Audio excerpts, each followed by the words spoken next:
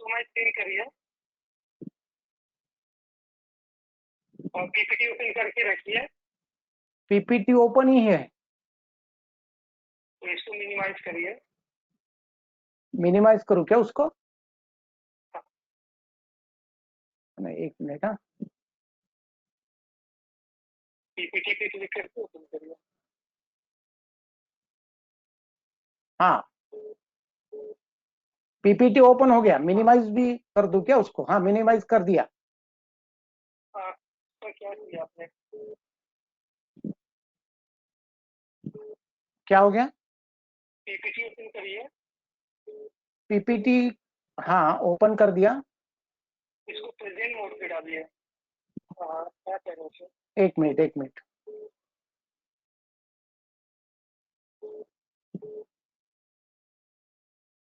आप ध्यान से आराम से सर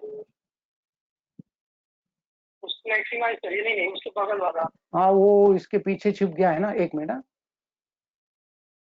तो इसको हाइड करिए ना। हाँ, हाइड कर दिया।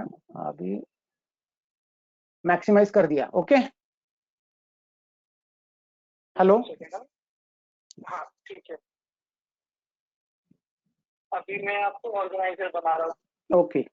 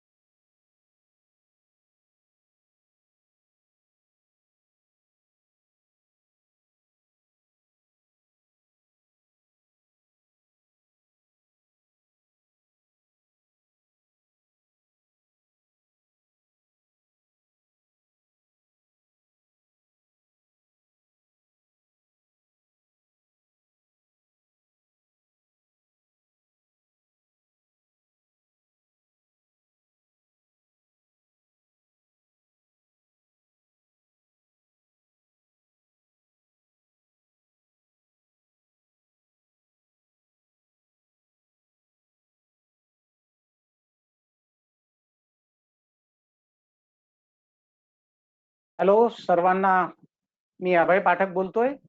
आपला जो आजचा वेबिनार आहे planning and designing of lift irrigation scheme, ठीक आपण 4:05 सुरू करणार आहोत. जेणेकरून अधिकाधिक पार्टिसिपंट्सना यामध्ये भाग घेता येईल. धन्यवाद.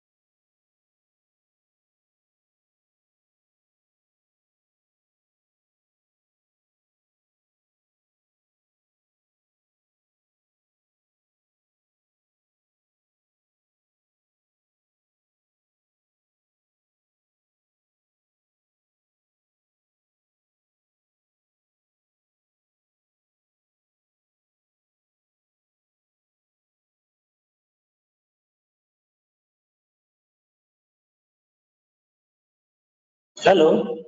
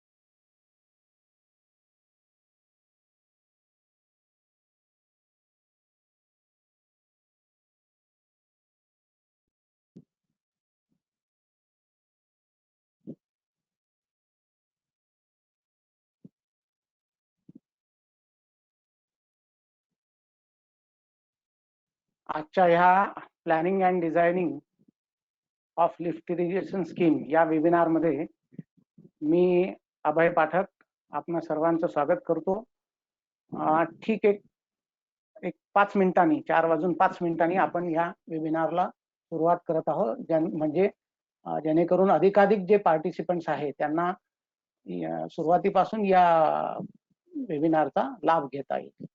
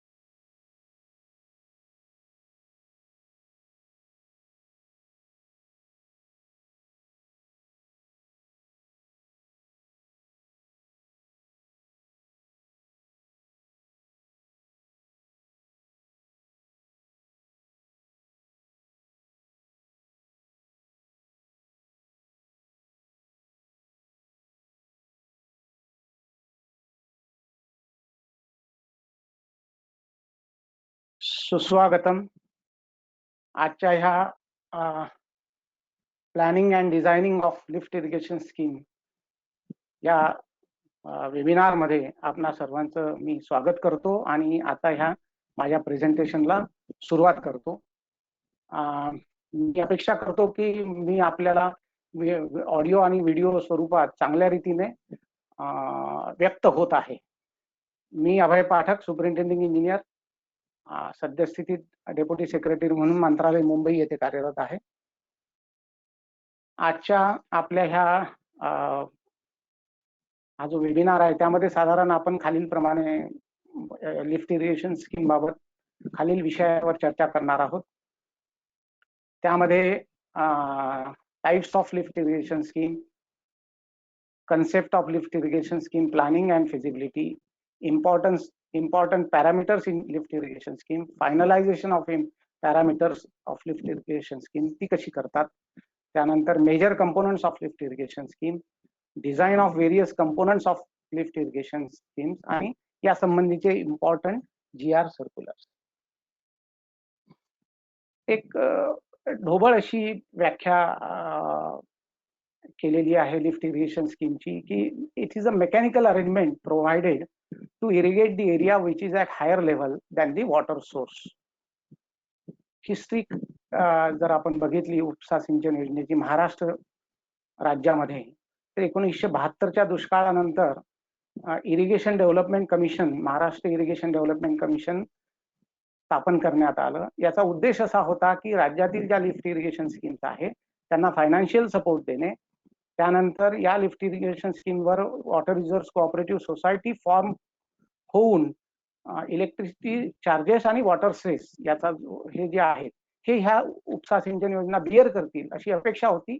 काही कारणास्तव ते होऊ शकलं नाही. नंतर शासनाने, महाराष्ट्र शासनाने ट्रायबल आणि हिरी एरियामध्ये छोट्या छोट्या स्कीम्स, लिफ्ट इरिगेशन स्कीम घेतल्या. पश्चिम महाराष्ट्रामध्ये केटीव्हीआर जे होते त्यांना वरील धरणांमधून फिडिंगची व्यवस्था असल्यामुळे या केटीव्हीआरवर अनेक कोऑपरेटिव्ह उपसा सिंचन योजना एस्टॅब्लिश झाल्या.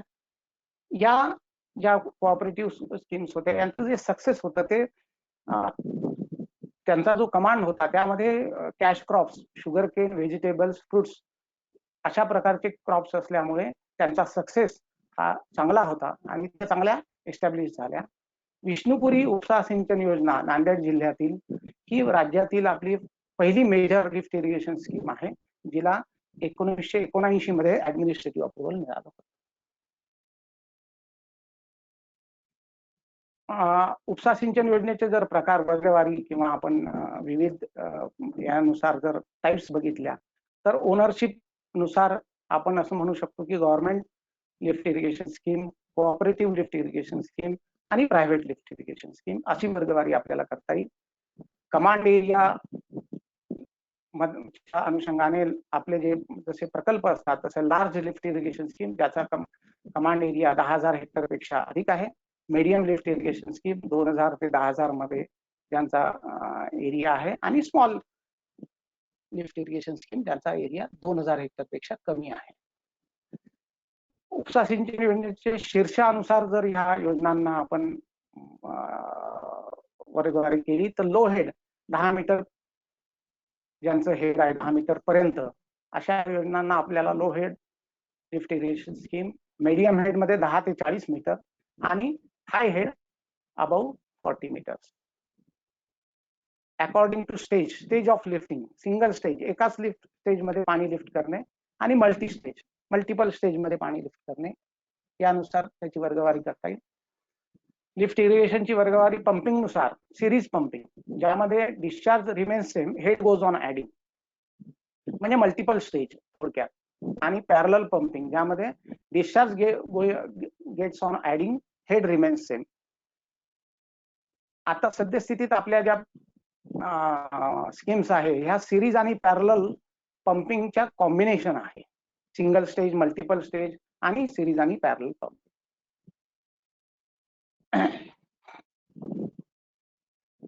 लिफ्ट इरिगेशनचं जर प्लॅनिंग आपल्याला जर करायचं असेल तर त्या कशा प्रकारे अशी प्लॅन केली पाहिजे की ती टेक्निकली फिजिबल झाली पाहिजे, इकॉनॉमिकली व्हायबल असली पाहिजे, सोशली सामाजिक दृष्ट्या ती ऍक्सेप्टेड पाहिजे आणि पर्यावरणाच्या दृष्टीने ती सस्टेनेबल असली पाहिजे.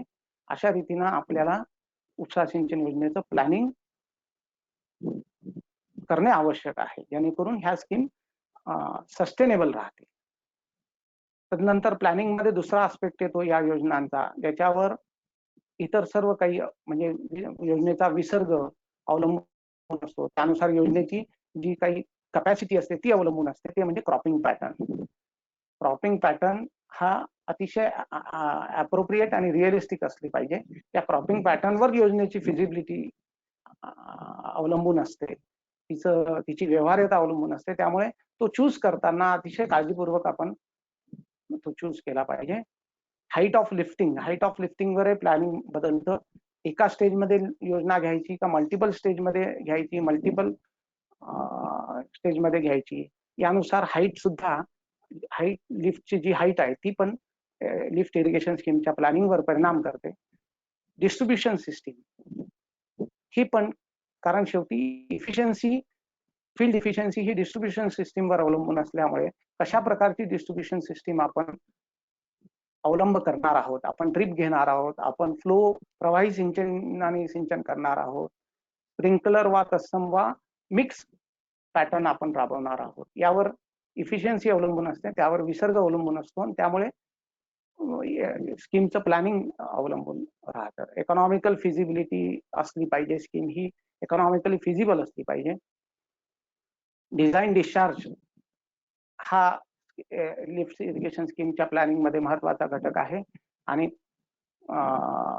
More the discharge larger will be the scheme. तर त्यावरही आपल्याला तोही ह्या प्लॅनिंगवर, उपसा सिंचनाच्या प्लॅनिंगवर परिणाम करत असतो. तदनंतर number of lifting stages and number of रोज, किती उंचीपर्यंत किती स्टेजमध्ये आपल्याला पाणी उचलायचं आहे आणि रायझिंग मेनच्या किती रोज द्यायचे आहे, यावरही ह्याचं उपसा सिंचन योजनेचं नियोजन अवलंबून असतं. बेनिफिशियरीची इन्व्हॉल्वमेंट, शेतकऱ्यांची इन्व्हॉल्वमेंट असली तर स्कीम अधिक यशस्वी होऊ शकते आणि कन्स्ट्रक्शन बांधकामाचं नियोजन योग्य रीतीने करणं म्हणजे लवकरात लवकर स्कीम पूर्ण करणं हेही महत्वाचं असतं. कुठलीही लिफ्ट इरिगेशन स्कीम घेण्यापूर्वी शासनाच्या 23/11/2016च्या निर्णयाप्रमाणे खालील बाबींची तपासणी करणे आवश्यक आहे. ती म्हणजे, एक तर आपल्याला जो इलेक्ट्रिक लोड लागणार आहे त्याबाबत महाराष्ट्र महावितरणकडून आपण संमती मिळवली असली पाहिजे. पुरेसं लोड त्या ठिकाणी अवेलेबल असलं पाहिजे, तरच ही स्कीम रन होऊ शकेल. आणि तदनंतर 23/11च्या GR प्रमाणे जर या खालील क्रायटेरिया मधला एक क्रायटेरिया फुलफिल करणं आवश्यक आहे आपल्याला लिफ्ट इरिगेशन स्कीम शासकीय खर्चाने जर घ्यायची असेल तर तो म्हणजे ती ड्रॉट-प्रोन एरियात असली पाहिजे किंवा ट्रायबल एरियात असली पाहिजे, हिली एरियात असली पाहिजे. अन्यथा ज्या ठिकाणी ऍव्हरेज अॅन्युअल रेनफॉल 15 इंचापेक्षा कमी आहे अशा ठिकाणी आपल्याला ती घेता येईल. ज्या ठिकाणी इंटरस्टेट ट्रायब्युनलनी पाणी उपलब्ध करून दिलेलं आहे परंतु कमांड अवेलेबल नाही, अशा ठिकाणी त्या पाण्याचा उपयोग करण्यासाठी आपल्याला अशी लिफ्ट इरिगेशन स्कीम घेता येईल. प्रोजेक्ट अफेक्टेड लोकांच्या रिहॅबिलिटेशनसाठी आपल्याला लिफ्ट इरिगेशन स्कीम घेता येईल. आणि यामध्ये एक मुद्दा राहिला आहे तो म्हणजे वन खात्यामुळे जर एखाद्या ठिकाणी कमांड एरिया मिळत नसेल तर अशा ठिकाणीही आपल्याला लिफ्ट इरिगेशन स्कीम घेता येऊ शकते. यामधल्या या क्रायटेरियातील at least one criteria should be fulfilled, म्हणजे मग त्या ठिकाणी आपल्याला ही उपसा सिंचन योजना घेता येतात. कुठलीही उपसा सिंचन घेण्याआधी आपल्याला या योजनेला तत्वतः माननीय मुख्यमंत्री महाराष्ट्र राज्य यांची मान्यता असणं आवश्यक आहे. छोट्या ज्या मायनर स्कीम्स आहेत त्या ट्रायबल एरियात महाराष्ट्र शासन घेतल्या जातात. त्यामध्ये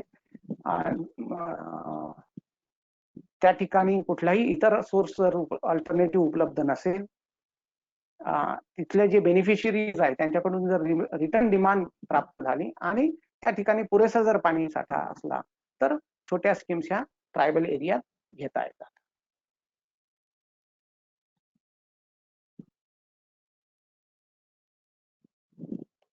एकूणच लिफ्ट इरिगेशन स्कीमच्या प्लॅनिंग आणि फिजिबिलिटीसाठी आयडेंटिफिकेशन ऑफ कमांड एरिया आणि क्रॉपिंग पॅटर्न हे महत्वाचं आहे. कारण कमांड एरिया प्रथमतः किती क्षेत्राला आपल्याला पाणी द्यायचं आहे आणि कुठल्या क्रॉपिंग पॅटर्नला पाणी द्यायचं आहे, ज्याच्याकडून आपण पुढे बघणार आहोत. पुढचा जो मुद्दा आहे ज्याच्यावर याचा विसर्ग अवलंबून असणार आहे योजनेचा, आणि विसर्गावर योजनेचे आकारमान अवलंबून राहणार आहे. म्हणून आयडेंटिफिकेशन ऑफ कमांड एरिया आणि क्रॉपिंग पॅटर्न हा अतिशय महत्वाचा आहे. हा क्रॉपिंग पॅटर्न आयडेंटिफाय करताना मात्र एक लक्षात घेतलं पाहिजे, योजनापूर्व कमांड क्रॉपिंग पॅटर्न आपल्याला लक्षात घेऊन काही उपयोग होणार नाही. आपल्याला योजनेनंतर काय संभाव्य क्रॉपिंग पॅटर्न असणार आहे याचं जजमेंट घेणं अत्यंत आवश्यक आहे, कारण त्यावर आधारितच योजनेची यशस्वीता अवलंबून राहणार. डिस्चार्ज रायझिंग मेनचा जो आहे तो 70% पीक डिस्चार्ज आपण 70% ऑफ पीक डिस्चार्ज घेतो, आणि HP रिक्वायर्ड आहे तो ह्या विसर्गावर अवलंबून आहे. नंतर मग आपण डायमीटर आणि रोज ऑफ रायझिंग मेन आणि number of pumps, size of pumps इत्यादी कॅल्क्युलेट करतो. एक नमुना दाखल म्हणून हे क्रॉप वॉटर रिक्वायरमेंटचं उमा प्रकल्पाचं एक तक्ता आहे. यामध्ये जून ते फेब्रुवारीच्या दुसऱ्या पंधरवाड्यापर्यंत, जूनच्या पहिल्या पंधरवाड्या ते फेब्रुवारीच्या दुसऱ्या पंधरवाड्यापर्यंतचा हा तक्ता आहे. मला वाटतं हा 8माही प्रकल्प असावा म्हणून हा फेब्रुवारी पर्यंत घेतला. तर यामध्ये जर बघितलं तर पीक निहाय पिकाची क्रॉप वॉटर रिक्वायरमेंट काढून या ठिकाणी ही जी 0.4025 हजार हेक्टर साठी 0.4025 MM³ एवढी क्रॉप वॉटर रिक्वायरमेंट, मॅक्सिमम महत्तम क्रॉप वॉटर रिक्वायरमेंट आलेली आहे. या महत्तम क्रॉप वॉटर रिक्वायरमेंटवर आधारित हा विसर्ग आपल्याला या योजनेचा कसा काढायचा आहे त्याचं थोडक्यात हे विश्लेषण आहे की जर total net crop water requirement at root zone in MM³ per 1000 hectare ही आपण बघितली उमा प्रकल्पासाठी 0.4025 आहे. बाय मॉडिफाईड पेनमन मेथड ती जर आपण X धरली, आता उमा प्रकल्पासाठी ती 0.4025. कन्व्हेन्स इफिशियन्सी या ठिकाणी आपण 70% घेतली, कारण प्रवाही कन्व्हेन्स आपण धरलेला आहे. फील्ड अप्लिकेशन एफिशियन्सी 70%, प्रवाही अप्लिकेशन आपण धरलेला आहे. Overall efficiency 50%.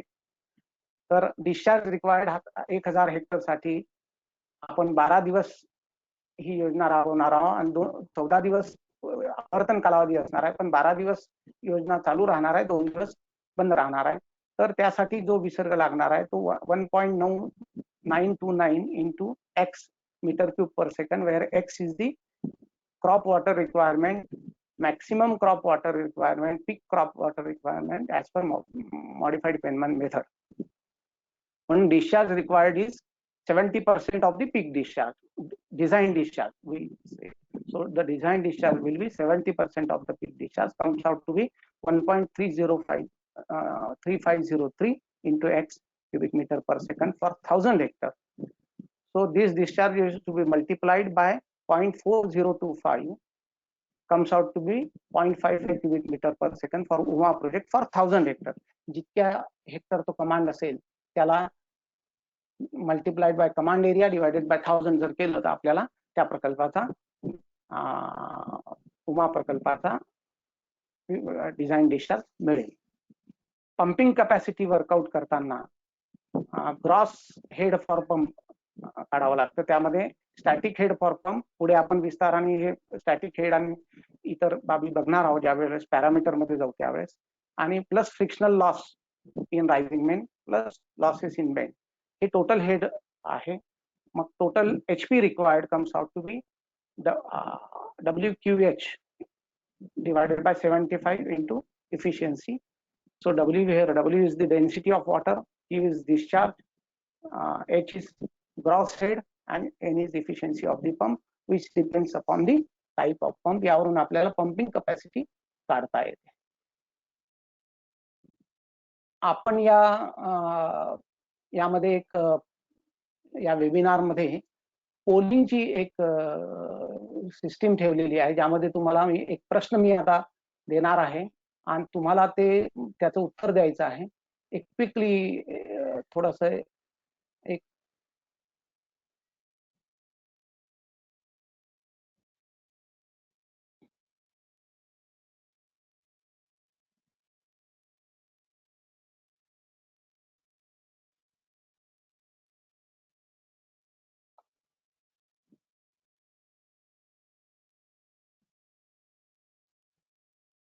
एक प्रश्न मी आता आपल्याला विचारतोय. तो आपल्याला दिसतोय, before taking LIS in hand whose prior approval is necessary, so you have to choose from these 3 answers. I am launching this question. 30 second मध्ये याचं उत्तर आपल्याला द्यायचं आहे. कृपा करून आपण उत्तर द्यावं. मी हा प्रश्न लॉन्च करतो.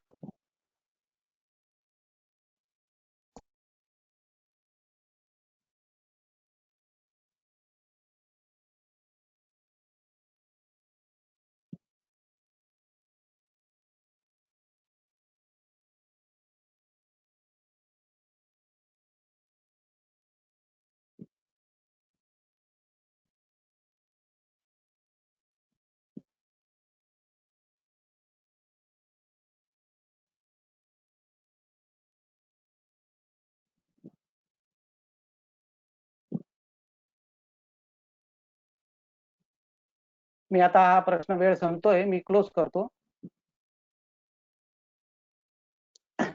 यामध्ये उत्तर जी आलेली आहेत पार्टिसिपंटची 15% पार्टिसिपंट्सनी सेक्रेटरी WRD ची परवानगी, प्रायर परमिशन आवश्यक आहे असं म्हटलंय.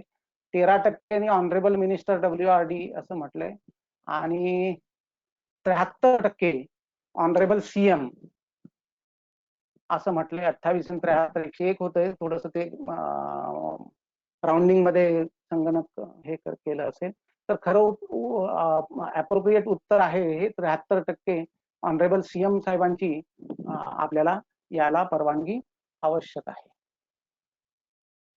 मी आता हे पोल क्लोज करतो. तर आता आपण इम्पॉर्टंट जे parameters of lift irrigation scheme आहे याकडे जाऊया.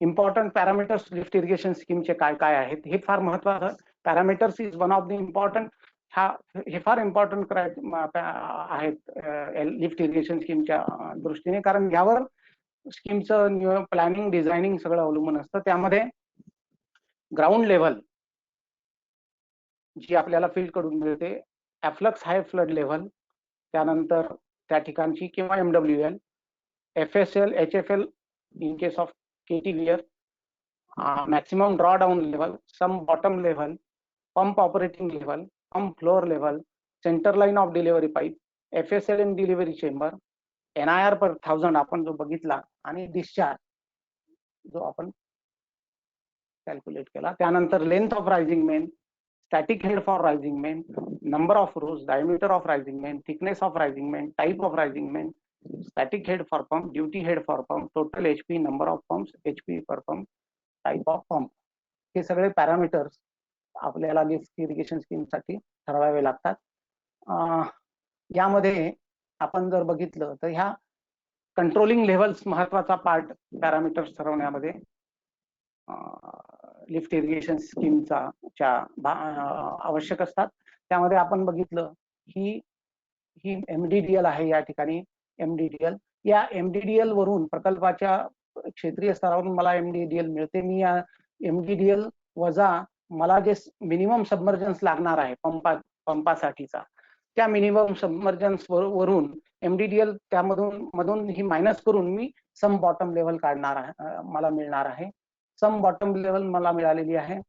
त्यानंतर इथे ही FSL मला फील्ड कडून मिळालेली आहे. मला आता POL कॅल्क्युलेट करायची आहे. तर पंप ऑपरेटिंग लेवल मी काढतोय, ती म्हणजे पंप ऑपरेटिंग लेवल हे रिझर्वायर ज्या ठिकाणी ही स्कीम रिझर्वायर मधून आहे त्याला अप्लिकेबल आहे. MDDL plus 2/3 of FRL/FSL minus MDDL. अशा दृष्टीने पंप ऑपरेटिंग लेवल ही इमॅजिनरी लेवल आहे. मी असं ऍझ्युम करणार आहे की माझे पंप ह्या लेवल पासून ऑपरेट होणार आहे, जेणेकरून मला पंपाची कपॅसिटी व इतर ज्या काही गोष्टी आहेत त्या कॅल्क्युलेट करायला मला पंप ऑपरेटिंग लेवल चा उपयोग होणार आहे. पंप ऑपरेटिंग लेवल अननेसेसरीली मी जर MDDL ला पंप ऑपरेट करतो तर मला जास्त HP प्रोव्हाइड करावं लागतात. मी FSL पासून पंप ऑपरेट करतो तर मला HP लेवल खाली गेल्यावर कमी पडतील. म्हणून मग ही अशी एक इमॅजिनरी लेवल लाईन ठरवलेली आहे की ज्या ठिकाणी जिथून पंप व्यवस्थित ऑपरेट होईल, MDDL ला असताना ऑपरेट होऊ शकतील, FSL ला असताना ऑपरेट होऊ शकतील आणि मला पंपाची कपॅसिटी सुद्धा कमी लागेल. तर जेव्हा कालव्यामधून असते त्या ठिकाणी माझी जी POL आहे ती MDDL प्लस 0.3 मीटर, आणि जेव्हा run of the river scheme आहे त्या ठिकाणी माझी जी नॉर्मल लेवल आहे रिव्हरची पावसाळ्या व्यतिरिक्त ती माझी POL ठरवतो राहणार आहे. तदनंतर मग ग्राउंड लेव्हल किंवा HFL जी असेल त्यामध्ये 0.5 मीटर ठेवून मी पंप फ्लोअर लेवल डिसाईड करतो. कारण असं आहे की ग्राउंड फ्लोअर लेवलला जर मी ते पंप फ्लोअर ठेवली तर पावसाचं पाणी आत येऊ शकते पंपामध्ये आणि पंप हाऊसमध्ये पाणी येऊ शकतं, आणि जर HFL ला ठेवली तर पुराचं पाणी येऊ शकतं. म्हणून HFL or ground level plus 0.5 metre will be my pump floor level. त्या पंप फ्लोअर लेवल मला एकदा मिळाली की त्यामध्ये मी half the diameter of delivery pipe जो काही मी डिसाईड करणार आहे plus 0.5 metre, normally pump floor level plus 1 metre साधारण अशी माझी delivery centre line of delivery पाईपची लेवल राहणार आहे. आणि मग मी पंपासाठी POL म्हणजे static head for pump POL to FSL and DC which I will get from field people. Okay, FSL and DC त्यामध्ये हेड लॉस जे आहे फ्रिक्शनल हेड लॉस, मग तो रायझिंग मेन मधला असो प्लस पंप्स आणि बेंड मधला असतो, याचं ऍडिशन करून मी total head for pump duty head for pump काढणार आहे आणि त्याप्रमाणे पंपाचे HP डिझाईन करणार आहे. रायझिंग मेन साठी मी static head for rising main plus frictional loss असं गृहीत धरून रायझिंग मेन डिझाईन करणार आहे. अशा रीतीने ह्या ज्या लेवल्स आहेत ह्या LIS च्या डिझाईन मध्ये महत्वाचा पार्ट निभावतात.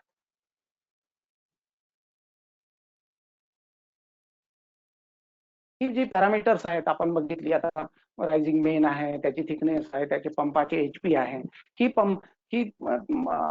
फायनल करण्यासाठी प्रथमतः मध्यवर्ती संकल्पचित्र संघटनेतर्फे नोट तयार केले जाते, पंपिंग मशिनरी नोट, आणि त्या पंपिंग मशिनरी नोटवर आधारित मग त्याचे AC इलेक्ट्रिकल AC मेकॅनिकल यांचे कॉमेंट्स घेऊन ती अंतिम केल्या जाते. ती अंतिम झाल्यानंतर सब कमिटी शासनाने नेमून दिलेली आहे. या सब कमिटीमध्ये AC CDO LIS नाशिक हे चेअरमन आहेत, AC मेकॅनिकल मेंबर असतात, AC इलेक्ट्रिकल मेंबर असतात, AC सिव्हिल मेंबर सेक्रेटरी असतात. त्यांच्या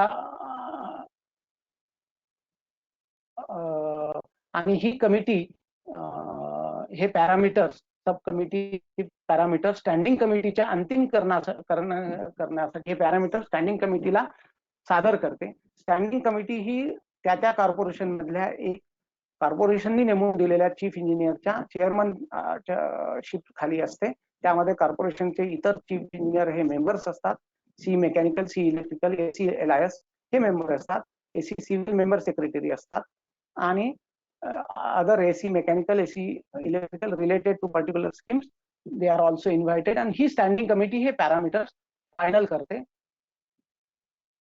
आणि मग ह्या पॅरामीटर्सवर आधारित पुढील डिझाईन CDO तर्फे केल्या जातात. LIS चे मेजर कंपोनंट्स आपण बघूया आता लिफ्ट इरिगेशन स्कीमचे, कारण डिझाईन करण्याआधी कंपोनंट्स काय काय असतात ती बघणं आवश्यक आहे. त्यामध्ये सिव्हिल जे कंपोनंट, सिव्हिल मध्ये अप्रोच चॅनल, जिथून सोर्स पासून ते सुरुवात होते स्कीम पर्यंत पाणी, अप्रोच चॅनल. इंटेक स्ट्रक्चर, ज्यामध्ये guide wall, piers, gate etcetera येतात. त्यानंतर फोरबे, ज्या ठिकाणी जिथून संप मध्ये पाणी येतं. नंतर पंप हाऊस खुद्द, delivery pipe, manifold, rising main, anti surge arrangement आणि डिलिव्हरी चेंबर, हे सिव्हिल कंपोनंट्स लिफ्ट इरिगेशनचे आहेत. कंपोनंट वाईज डिझाईन आपण पुढे बघणार आहोत. मेकॅनिकल मध्ये पंप, त्यानंतर motor, control protection unit, STLT panel, EOT crane, valves, delivery pipe, battery bank, cables, electromechanical components within pump house इत्यादी हे कंपोनंट्स आहेत. आणि anti surge arrangements, intake structure, embedment parts, piers and gate, embedment on pump wall floor, आणि electrical transmission lines आणि switch yard, हा electrical component आहे. या slide मध्ये जे ब्ल्यू कलरनी, जे रंगाने जे दाखवलेले आहेत, ते सगळे सिव्हिल कंपोनंट्स आहेत. वेगवेगळे लिफ्ट इरिगेशन स्कीमचे कंपोनंट्स या ठिकाणी दाखवलेले आहेत. ह्या आपण जर बघितलं तर कर्सर मी नेतो, म्हणजे सोर्सचे gated intake structure, this is approach channel for the scheme. Then from gated, this is the gated intake structure. Then after gated intake structure to sump starting, this is the forebay portion of the scheme. Then this is the pump house main, these are the pumps, this is the delivery pipe, this is manifold, and this is rising main, and this is delivery chamber. So this switch yard, then transmission lines are electrical component. Then these components shown in red line are mechanical component, and those are in blue line are civil components. So lift irrigation scheme चं peculiarity अशी आहे की ही आपल्या general civil schemes, flow schemes पेक्षा वेगळेपणा असा आहे की यामध्ये इलेक्ट्रोमेकॅनिकल कंपोनंट्सचा मोठा सहभाग आहे. त्यामुळे आपल्या इलेक्ट्रिकल आणि मेकॅनिकल विंगचा मोठ्या प्रमाणावर या स्कीम मध्ये सहभाग आपल्याला लागतो. डिझाईन मध्ये जनरल लेआउट, जसं आपण बघितलं की सब कमिटीमध्ये टेंटेटिव्ह जनरल लेआउट पुटअप केल्या जातं, ते अप्रूव्ह होतं. स्टँडिंग कमिटीमध्ये त्या लाईन स्केचला अप्रुव्हल मिळतं, आणि मग फायनलायझेशन साठी हे पॅरामीटर्स फायनल झाले की सीडीओ कडे जातं. सीडीओ याचं जनरल लेआउट तयार करतं पंप हाऊसचं, आणि कन्सर्न रिजनल चीफ इंजिनियर त्याला मान्यता देतात. नंतर इच कंपोनंट, बाकीचे जे डिटेल कंपोनंट आहे ते रिजनल चीफ सीडीओ तयार करून रिजनल चीफ इंजिनियरला पाठवलं. रिजनल चीफ इंजिनियर त्याला मान्यता देतात. पण हे कंपोनंट डिझाईन करण्यासाठी जो डेटा लागतो फील्ड अथॉरिटी कडून, तो जर आपण बघितला तर त्यामध्ये आपल्याला सोर्स काय आहे, नदी आहे, डॅम, धरण आहे, ATVR आहे का कालवा आहे, याची आवश्यकता आहे. त्यानंतर कंट्रोलिंग लेवल्स लागतात, MDDL, FRL, MWL etcetera. Ground level, details of approach channel लागतं, कंटूर मॅप लागतात वॉटर कंडक्टर सिस्टीमच्या, लॉन्जिट्युडनल सेक्शन लागतो, लेंथ ऑफ रायझिंग मेन किती आहे ती लागते, bore holes trial pit data from source of DC, हे फार महत्वाचं आहे, कारण यावर आधारित पंप हाऊसचं डिझाईन असतं. त्यामुळे बोरहोल डेटा असणं आवश्यक आहे, लोकेशन ऑफ स्विच यार्ड आणि अप्रोच रोड असणं आवश्यक आहे. त्यानंतर पंपाचे विविध पंप हाऊस स्ट्रक्चरसाठी पंपाचे वेट आपल्याला पाहिजे. त्यामध्ये weight of motor, gantry loaded असताना, एम्प्टी असताना, set bearing capacity of foundation टाका लागतं, blockout details and locations at pump floor, control room floor लागतात. मेकॅनिकल ऑर्गनायझेशन आपल्याला हे सप्लाय करत असतं, पण ह्या गोष्टी आवश्यक आहे. फील्ड कडून त्या कोऑर्डिनेट होऊन सीडीओ पर्यंत येणं आवश्यक आहे. रायझिंग मेन मध्ये अप्रूव्ड अलाइनमेंट लागते आपल्याला, त्या सक्षम स्तरावरून रायझिंग मेनची अलाइनमेंट अप्रूव्ड अलाइनमेंट लागते. प्लॅन लॉन्जिट्युडनल सेक्शन लागतं, बोर होल्स ट्रायल पिट डिटेल्स आपल्याला लागतात. आणि हा सर्व जो डेटा आहे तो कन्सर्न सुपरिंटेंडिंग इंजिनियर कडून सर्टिफाईड केलेला असला पाहिजे. अप्रोच चॅनलच्या डिझाईन मध्ये अप्रोच चॅनल हा 1.1 टाइम्स दी रिक्वायर्ड डिस्चार्ज आपण बघितलं. जो पीक डिस्चार्ज असतो आपण काढतो त्याच्या 70% डिझाईन डिस्चार्ज काढतो depending on the type of distribution system and all that. आणि त्यावर आधारित एक 1.10 टाइम्स डिस्चार्जला हा अप्रोच चॅनल आपल्या कालव्यासारखा आपण डिझाईन करतो. Bed level of approach channel near the forebay should be MDDL minus FSD of approach channel.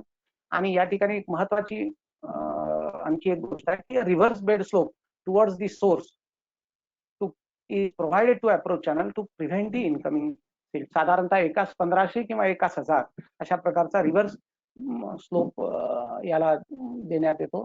Silt pit is provided before the gated intake structure. Gated intake स्ट्रक्चरच्या आधी approach मधला गाळ जो आहे तो गेट आतमध्ये जाऊ नये म्हणून सिल्ट पिट प्रोव्हाइड केला जाते. फोरबे प्रिफरेबली ट्रॅपेझॉइडल इन शेप असतं. काही ठिकाणी वेगवेगळ्या प्रकारचे फोरबे दिले, काही ठिकाणी सर्क्युलर दिले, depending on the volume of discharge and to reduce the velocity to 0.3 meter per second, so that to ensure to smooth flow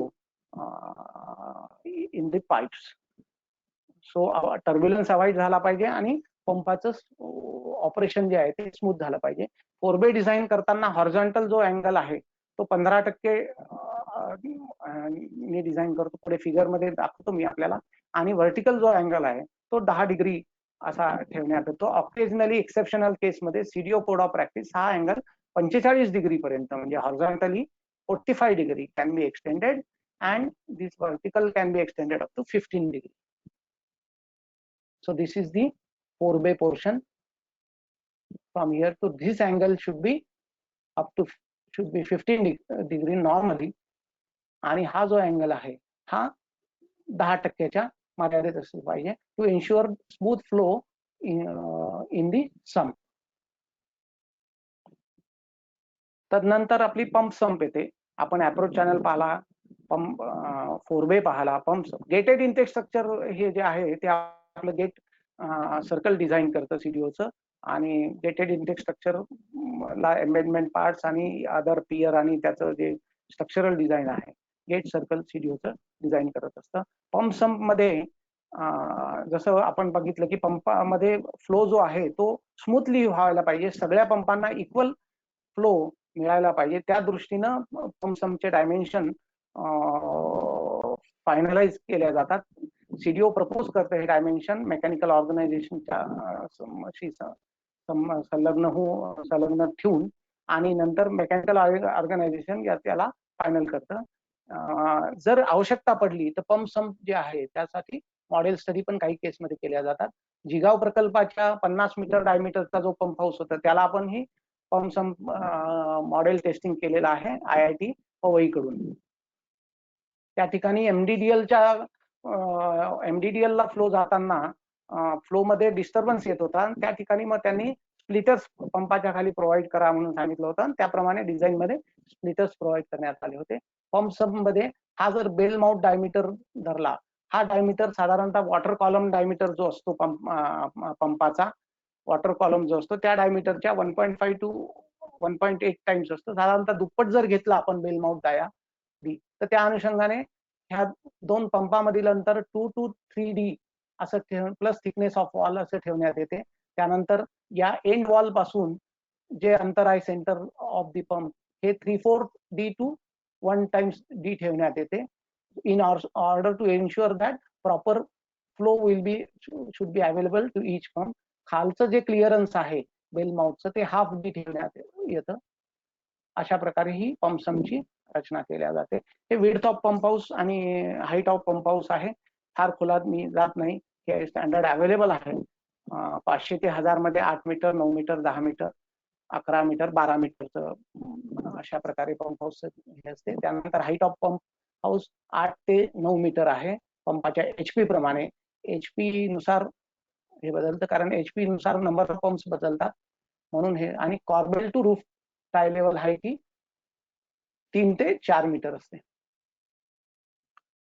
service बे जे प्रोव्हाइड करावे लागतात आपल्याला पंपाच्या सर्व्हिसिंगसाठी आणि यासाठी, जर 5 पंप असले तर एक सर्व्हिस बे, 6 ते 10 पंपाला 2 सर्व्हिस बे आणि 10 पंपाच्या वर असेल तर 3 सर्व्हिस बे अशा प्रकारे दिल्या जाते. कंट्रोल रूमच्या साइजेस स्टँडर्ड आहेत, त्या 6 बाय 4.5, 7 बाय 4.5, 8 बाय 5. नॉर्मली पंपाची जी पंप हाऊसची जी साईज असते, विड्थ लांबी असते, त्या तेवढी कंट्रोल रूमची आपण लांबी ठेवतो आणि विड्थ इथे जी दिलेली आहे 4.5 मीटर त्या प्रकारे ठेवतो. पुढच्या केबल स्प्रेड रूम ही याचं डायमेन्शन आहे कंट्रोल रूमच्या डायमेन्शन इतकं असतं. हाईट आपण 3.5 मीटर ठेवतो. इतर ज्या फॅसिलिटीज आहेत जसं staircase, office doors, as per site convenience आपण ह्या ठेवत असतो.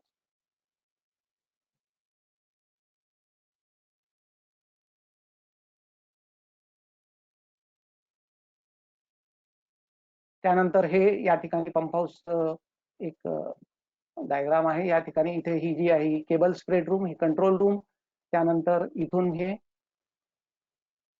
Height from pump floor level to corbel top आणि corbel top to rooftop to ensure smooth operation of this gantry. अशा हे यासाठी हे डिस्टन्सेस हे आवश्यक असतात.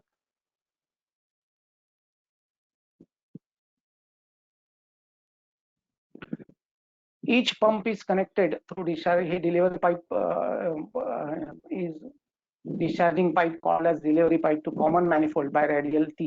प्रत्येक आपण जेव्हा नंबर ऑफ पंप्स देतो, प्रत्येक पंपाचा जो डिलिव्हरी पाईप आहे तो मॅनिफोल्डला जॉईन करतो, तो 30 to 45 degree बेंडनी.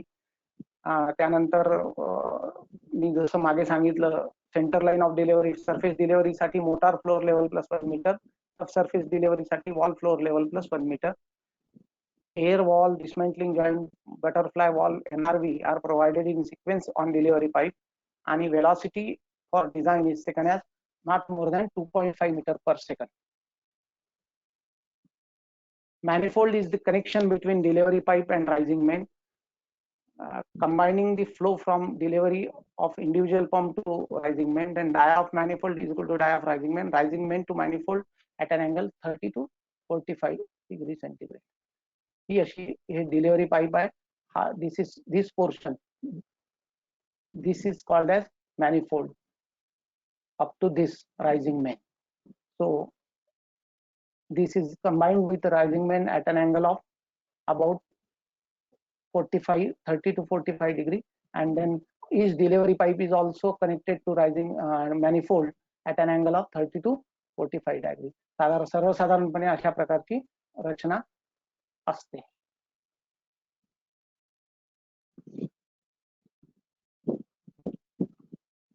Water from pumps is delivered through rising main to delivery chamber. Economical diameter program आपण डेव्हलप केलेला आहे, जेणेकरून रायझिंग मेनच्या जिथे आपल्याला इकॉनॉमी आपल्याला साधता येते. रायझिंग मेनवर विविध प्रकारचे वॉल्स बसवण्यात येतात, एअर वॉल्स, कोर वॉल्स. त्यानंतर अँटी सर्ज डिव्हाइसेस रायझिंग मेनवर बसवण्यात येतात. Normally we prefer buried rising main. 1.2 मीटरचं कव्हर असतात. Thrust block are provided at horizontal and vertical bends to the rising main, जेणेकरून त्या ठिकाणी ऍडिशनल थ्रस्ट येऊन रायझिंग मेनला प्रॉब्लेम होऊ नये. आणि आपण मी जसं सांगितलं, प्रिफरेबली अंडरग्राउंड पाईपलाईन आपण रायझिंग मेनची प्रोव्हाइड करतो. हे 4 फॉर्म्युले आहे. एक तर इंटरनल प्रेशरसाठी फॉर्म्युला आहे, ज्यासाठी थिकनेस T1 आपण काढतो to decide the thickness of rising main. Then negative प्रेशरसाठी एक आपण थिकनेस काढतो. तदनंतर एक एम्पेरिकल फॉर्म्युला आहे D+50/400, where D is the internal diameter in centimeter. आणि चौथं T4 minimum specified as per table. यामध्ये जी मॅक्सिमम थिकनेस येईल ती आपण रायझिंग मेन साठी घेतो. तदनंतर डिलिव्हरी चेंबर आहे ते हायएस्ट लोकेशन लेवलला डिलिव्हरी चेंबर असलं पाहिजे. शॉर्टेस्ट लेंथ रायझिंग मेनची झाली पाहिजे आणि रिडक्शन इन. अशा प्रकारे आपण क्रायटेरिया सिलेक्शन करतो डिलिव्हरी चेंबरचं, ज्यामधून रायझिंग मेनची लांबी, मायनर सब मायनरची लांबी कमीत कमी मिळेल आणि आपल्याला जास्तीत जास्त हेड मिळेल. शिवाय ते फुल और पार्शियल कटिंग मध्ये असलं पाहिजे, जेणेकरून बांधकामाला सोपं जाईल. हे डिलिव्हरी चेंबर आहे. हे जनरल लेआउट आहे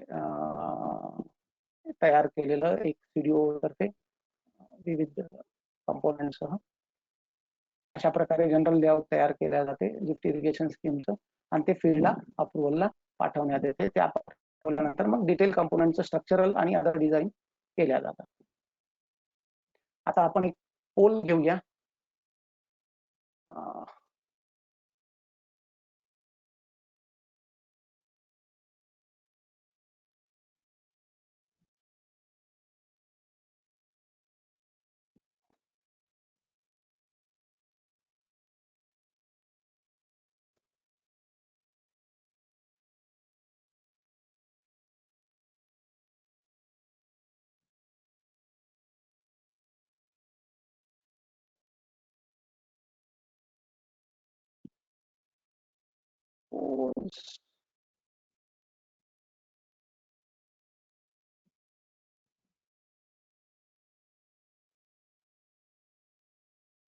अनफॉर्च्युनेटली पोल्सचा आयकॉन दिसत नाहीये.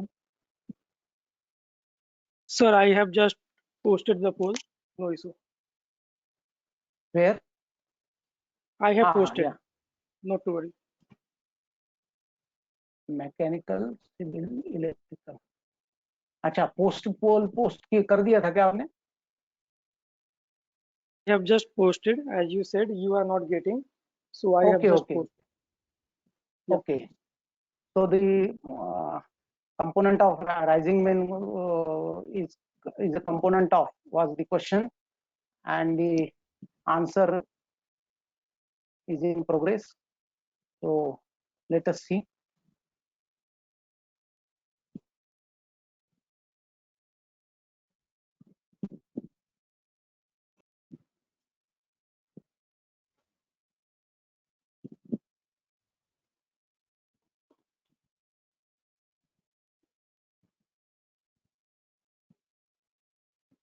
I think 30 seconds are over. Yeah. So I am closing the poll. Okay. Yeah. So sir, 31% given answer as a mechanical, 68% as civil, and 1% as electrical. Now you can 30%. Yeah, 30% participants have given answer that rising main is a dash component. Actually, rising main is a civil component. So 68% has majority has voted correctly. 68% has voted that it is a civil component, and 1% has voted it is electrical component. Okay, close the poll, please.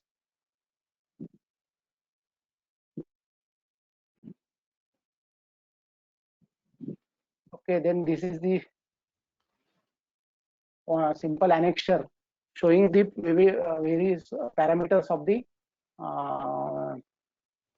parameters decided by the subcommittee. This is how the parameters are decided, and then they are signed and submitted to standing committee for detailed design. Okay. Now techniques adopted for design, structural design. These are the techniques which are adopted for structural design in CDO. Whatever we have seen previously, these are the geometrical designs of the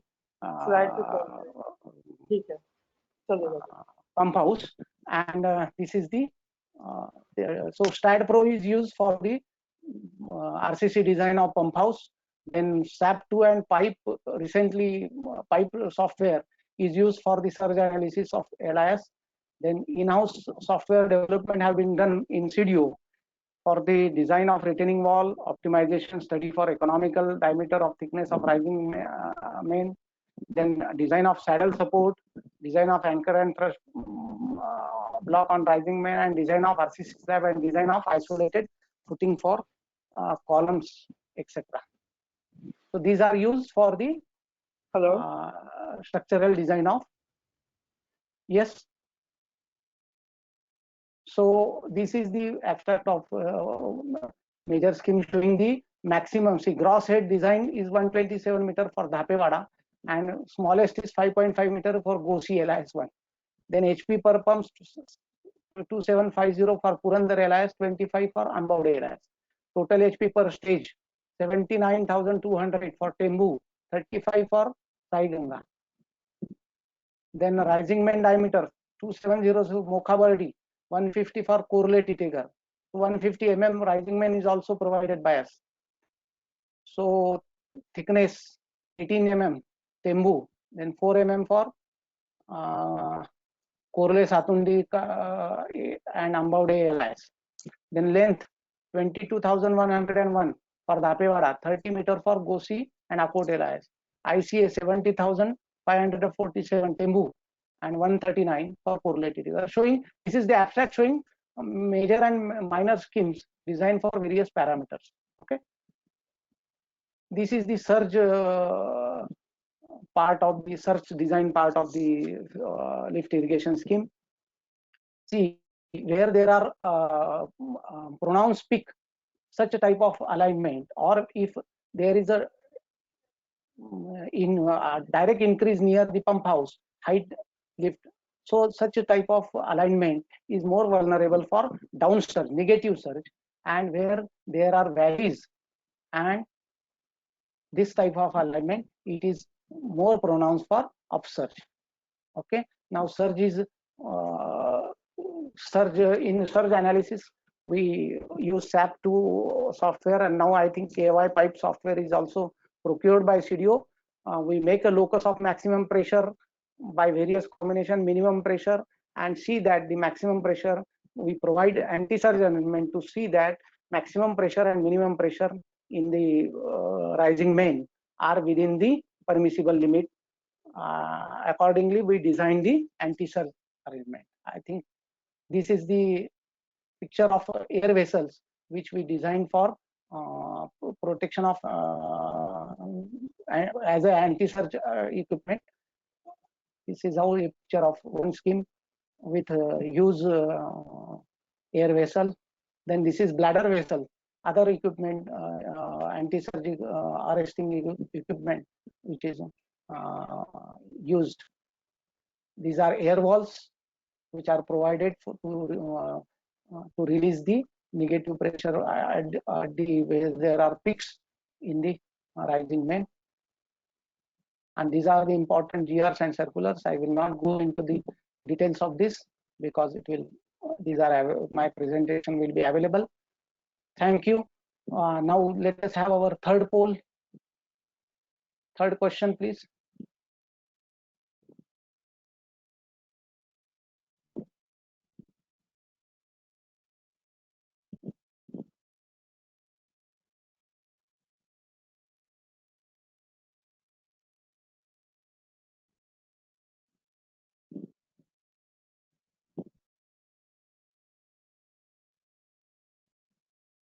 Third poll, please.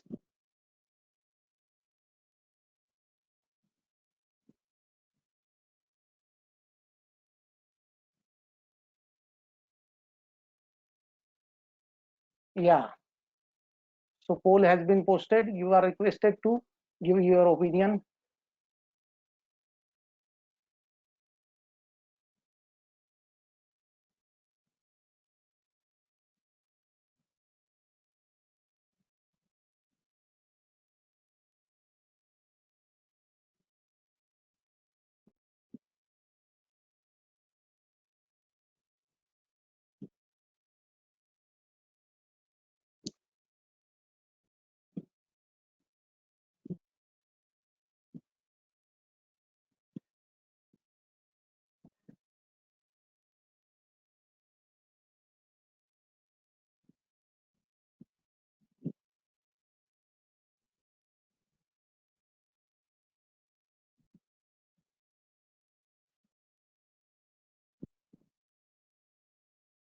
I'm closing the poll now. Yeah, polls will be closed soon. Yeah, so 16% of the audience has given answer as flat slope should be provided to approach channel. 21% has given answer as 21 normal slope should be provided. The correct answer is given by 63%, majority of the audience, that each a reverse slope is to be provided to approach channel so that no silt should come into the sump of the lift irrigation scheme. Okay, so close the polls now, please. Now I think Arun Kamble sir, ED TIDC wants to share something regarding this, and then we will have a question answer session. So I request Arun Kamble sir to say a few words for this.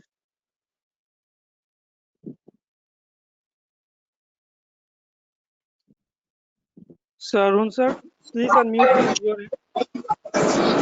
Yes, आवाज येतोय? Sir येतोय sir, येतोय. Yes yes. Pathak साहेबांनी अत्यंत चांगल्या प्रकारे सगळं design आणि वेगवेगळे जे पार्ट्स आहेत LISचे त्याच्या संदर्भामध्ये आपल्याला डिझाईन बाबत आणि त्यांच्या लोकेशन आणि बाकी सगळ्या गोष्टीबद्दल सगळ्या गोष्टी सविस्तरपणे सांगितलेल्या आहेत. त्याच्यामध्ये मी एक थोडस ऍड करतो. एक गोष्ट जी आहे त्याच्यामध्ये अजून एक क्रायटेरिया आहे LIS आपल्याला शासनाच्या खर्चानं घेण्यासाठी. तो क्रायटेरिया आहे तो 2000 हेक्टर पेक्षा जास्त त्याचं इरिगेशन असेल तरच आपल्याला आदिवासी क्षेत्राबाहेर आपल्याला LIS घेता येते. हा एक क्रायटेरिया आहे. आणि दुसरं याच्यामध्ये जे आहे त्याच्यामध्ये दुसरा एक मुद्दा होता की ज्या ठिकाणी हेड आपल्याला 50-60 मीटर पेक्षा जर जास्त असेल तर त्या ठिकाणी आपल्याला बुस्टिंग पंप हाऊस एक ऍडिशनल ठेवावं लागतं किंवा स्टेज 2 म्हणा किंवा काय म्हणा. त्याच्यामध्ये मग ते ऑनलाईन करता येईल किंवा मग बाय रेग्युलर पंप हाऊस बांधून आपल्याला अप्रोच चॅनल वगैरे करून करता येईल किंवा मग बुस्टिंग पंप हाऊस बांधून ज्याच्यामध्ये आपल्याला हॉरिझॉन्टल स्प्लिट टाईप असे पंप वापरून सुद्धा बुस्टिंग करता येतं. तो एक मुद्दा आपल्याला ऍड करता येईल. तिसरा मुद्दा जो अजून मला ऍड करावा असं वाटतो त्याच्यामध्ये location of different types of walls हे जे आहे ते डिझाईन मध्ये अत्यंत महत्वाचं आहे. त्याच्यामध्ये एअर वॉल आणि स्कॉर वॉलचे जे लोकेशन्स आहेत ते सुद्धा याच्यामध्ये महत्वाचे आहेत. त्याच्यामध्ये ज्या ठिकाणी तुमची रायझिंग मॅनची हायेस्ट जे पीक्स असतील त्या पीक मध्ये आपण एअर वॉल लावतो आणि ज्या ठिकाणी लोएस्ट पोर्शन असतो ज्याच्याकडून आपल्याला तिथं स्कॉर वॉल लावून आपल्याला त्या रायझिंग मॅन मधनं जर काही गाळ वगैरे साठला तर तो काढू शकतो. हे एक आपल्याला या ठिकाणी ऍड करता येईल. दुसरा एक मला जे सांगायचं होतं त्याच्यामध्ये की आपण जनरल LIS च्या संदर्भामध्ये आपण सगळ्या गोष्टी केलेल्या आहेत. परंतु आता आपण महाराष्ट्र शासनानं आता जे डिस्ट्रीब्युशन आपलं जे वितरण व्यवस्था जी आहे ती आपण PDN मध्ये बऱ्याच ठिकाणी करण्याचा निर्णय घेतलेला आहे आणि त्यामुळं आपल्या LIS आणि PDN असं कॉम्बिनेशन ज्या ठिकाणी येत आहे त्या ठिकाणी आपल्याला डिझाईनसाठी डिस्चार्ज आणि हेड याच्यामध्ये वेगळ्या पद्धतीने आपल्याला विचार करण्याची आवश्यकता राहते आणि त्याबद्दल मी आपल्याला थोडंसं सांगतो. त्याच्यामध्ये DC आणि त्याच्या पुढे जर आपण PDN केलं किंवा पंपिंग करून वेगळ्या पद्धतीने केलं तर त्याच्यामध्ये काही बदल होत नाहीये. डिस्चार्ज होते LIS आणि तिथून बाय ग्रॅव्हिटी PDN होतं. त्याच्यामुळं डिझाईन मध्ये काही बदल होत नाही. जर आपली डिस्ट्रीब्युशन सिस्टीम जर आपण डायरेक्ट रायझिंग मेनला वापरली तर मात्र हेडचं जे कॅल्क्युलेशन आहे ते पूर्णपणे बदलतं. त्याच्यामध्ये ग्राउंड लेवल्स प्लस तुमच्या बाकीच्या डिस्ट्रीब्युशन सिस्टीम मधले जे लॉसेस आहेत ते लॉसेस आणि शिवाय रायझिंग मेनचा आणि तुमचं हेड याच्या कॉम्बिनेशननी एक कंबाईंड हेड साठी आपल्याला ती LIS डिझाईन करावं लागते. तो एक मुद्दा आपण लक्षात घ्यावा असं मला वाटतंय. आता परत आपल्या बऱ्याच ठिकाणी आपण मायक्रो इरिगेशन कडेही चाललेलो आहोत. PDN प्लस मायक्रो इरिगेशन अशा डिझाईन्स मध्ये आपल्याला मायक्रो इरिगेशन साठी आवश्यक असणारं 20 मीटरचं हेड प्लस डिस्ट्रीब्युशन सिस्टीम मध्ये येणारं हेड प्लस आपलं मूळ LIS हेड याच्या कॉम्बिनेशन जे हेड येईल त्याच्यासाठी आपल्याला हे डिझाईन करावं लागणार आहे. तर हे डिझाईनच्या मधले जे फरक आहेत तेवढे फक्त मी आपल्याला आपल्या निदर्शनास आणून देतोय. एक इश्यू असा राहतोय की आपले आता पीडीएनचा आपण मला वाटतं मागे एक वर्कशॉप आपण केलेला आहे वेबिनार मध्ये. त्याच्यामध्ये पीडीएनचं डिझाईनच्या संदर्भामध्ये आपण बऱ्याचशा गोष्टी शिकलेल्या आहात किंवा त्याच्यावरती आपण बरंच विचार विनिमय केलेला आहे. माझा जो एक्सपिरियन्स याच्या पीडीएनच्या बाबतीमध्ये आणि एलआयच्या बाबतीमध्ये जो काय आहे त्याच्यामध्ये एक गोष्ट आपल्या जे पूर्वीचे जे फेल्युअर्स आपण जर पाहिले तर त्याच्यामध्ये एक महत्वाचा जो फेल्युअर आहे की त्याच्यामध्ये आपण एरियाच्या प्रपोर्शनेट मध्ये बऱ्याच वेळा चॅक साईज डिझाईन करताना शेतकऱ्याला आवश्यक असलेला जो डिस्चार्ज आहे तो आपण लक्षात नाही ठेवला आणि एरियाच्या प्रमाणामध्ये आपण डिस्चार्ज घेतला आणि तो 3 litre per second 2 litre per second पर्यंत सुद्धा आपण काही चॅक डिझाईन केले आणि शेतकऱ्याच्या शेतामध्ये पाणी जाऊ शकलं नाही आणि मग पाणी न गेल्यामुळे शेतकऱ्याने वेगवेगळ्या प्रकारे त्याचं नुकसान केलं असं आपल्याला बरेच अनुभव आलेला आहे. त्यामुळे माझी आपल्याला एक विनंती राहील की पीडीएफ करताना डिझाईन करतानाच चॅकचा साईज तुमचा असा आला पाहिजे की तुमचा डिस्चार्ज जो आहे तो 8 ते 10 लिटर मध्येच राहायला पाहिजे. त्या दृष्टीनेच तुम्ही ते डिझाईन करावं. दुसरा मुद्दा असा आहे की आपल्याला सगळ्याला माहिती आहे की चॅक आपण कुठपर्यंत म्हणतो ज्या ठिकाणी चॅकच्या आउटलेट पर्यंतच्या सगळ्या सिस्टीम आपल्या ह्या पॅरलल रन होत असतात आणि चॅकच्या पुढचा जो भाग असतो तो आपण सिक्वेन्शियली रन करतो. म्हणजे चॅक पर्यंत आपण सगळे चॅक 22 चॅक असतील तर 22 चॅक आपण एका वेळेस रन होत असतात आणि त्या एका चॅक मधले जे 10 शेतकरी असतात ते सिक्वेन्शियली पाणी घेत असतात. 1 2 3 4 पहिल्याचं संपलं की दुसऱ्याचं संपलं की तिसरा असं करत अशा पद्धतीने आपण डिझाईन करतो आणि त्याप्रमाणे बॅक कॅल्क्युलेशन आपण करत असतो. पीडीएन आणि एलआयएस याचं कॉम्बिनेशन करताना आपल्याला एक महत्वाची गोष्ट जी लक्षात ठेवायची आहे त्याच्यामध्ये बर्नॉलीज इक्वेशन प्रमाणे आपल्याला निश्चित माहिती आहे जेवढा इनफ्लो आपण आत टाकतो आहोत तेवढाच आउटफ्लो होणार आहे. त्याच्यामध्ये कमी जास्त होणार नाही. तुमची पीडीएन सिस्टीम आणि एलआयएस सिस्टीम ही एका डिस्चार्जला डिझाईन पाहिजे. बऱ्याच वेळा काय झालंय की आपण इकडं एलआयएस डिझाईन करताना 70% डिस्चार्जला डिझाईन करतो आणि पीडीएन करताना बऱ्याच वेळा काय होतं की आपण मग 100%ला ती पीडीएन डिझाईन करतो आणि मग 70% डिस्चार्ज आणि पीडीएनचा हा 100% डिस्चार्ज हा मॅच होत नाही आणि मग तुमचं डिझाईन जे आहे ते प्रॉपर सिंक्रोनाइज होत नाही आणि मग रिक्वायर्ड जे डिझाईन डिस्चार्ज असतात ते आपल्याला प्राप्त होत नाही. ही काळजी आपण डिस्चार्ज कॅल्क्युलेट करताना लक्षात घेणं महत्वाचं आहे. अजून एक मुद्दा असा आहे की जे मायक्रो इरिगेशन ज्यावेळेस आपण वापरतो त्यावेळेस आपल्याला डेली पाणी द्यायचं असतं शेतकऱ्याला. त्याच्यामध्ये डेली डिस्चार्ज आपण कॅल्क्युलेट केलेला असतो आणि त्या केसमध्ये आपण ती डेली रिक्वायरमेंट विचारात घेऊन पहिल्यांदा तुमची पीडीएनचा डिस्चार्ज निश्चित करू आणि पीडीएनच्या टोटल याचा डिस्चार्ज करून मग त्यावरती बेस्ड अशी आपल्याला एलआयएस डिझाईन करणं आवश्यक आहे. आणि त्याच्यासाठी आपण हा जरी 70%चा जर शासनाचा जीआर असला तरी आपण शासनाकडून विशेष बाब म्हणून त्यासाठी पीडीएनच्या डिस्चार्जला मान्यता घेऊन त्याला एलआयएस डिझाईन करावी असं मला वाटतंय. एवढे माझे आपल्याला काही मुद्दे होते ते सांगणं मला वाटतं योग्य राहील असं मला वाटलं होतं. सर, आपण जे सांगितलं बहुमूल्य ऍडिशन केलेलं आहे आपण या आपल्या अनुभवाच्या आधारावर, कारण आपण आरव्ही एलआयएस आणि बाकी इतर एलआयएस आपण डिझाईन केल्या होत्या. त्यावेळेस आपल्याला असे अनुभव विविध आले की नेमकं पीडीएन आणि एलआयएस याचं सिंक्रोनायझेशन कसं करायचं. आपण हे मुद्दे फार अतिशय चांगले मांडले.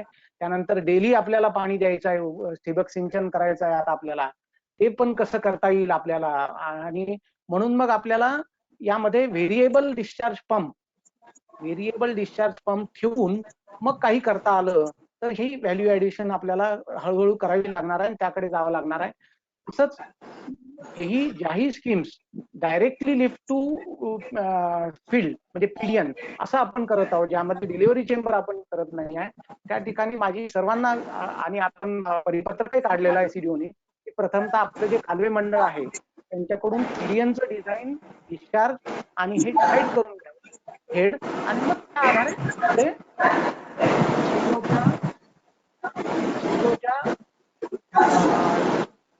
लिफ्ट इरिगेशन सिस्टम मधून पॅरामीटर्स डिसाईड करून घ्यावे. मला वाटते आपण क्वेश्चन आन्सर सेशन कडे वळूया. अटेंडिंग मधून संतोष पाचने हे प्रश्न विचारत आहेत. मी त्यांना अनम्यूट करतो. संतोष पाचणे. त्यांना अनम्यूट केलेला आहे.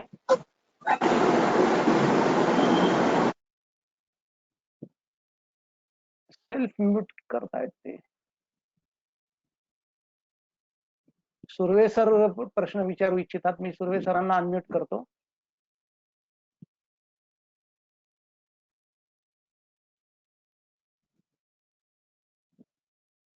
येतोय का आवाज?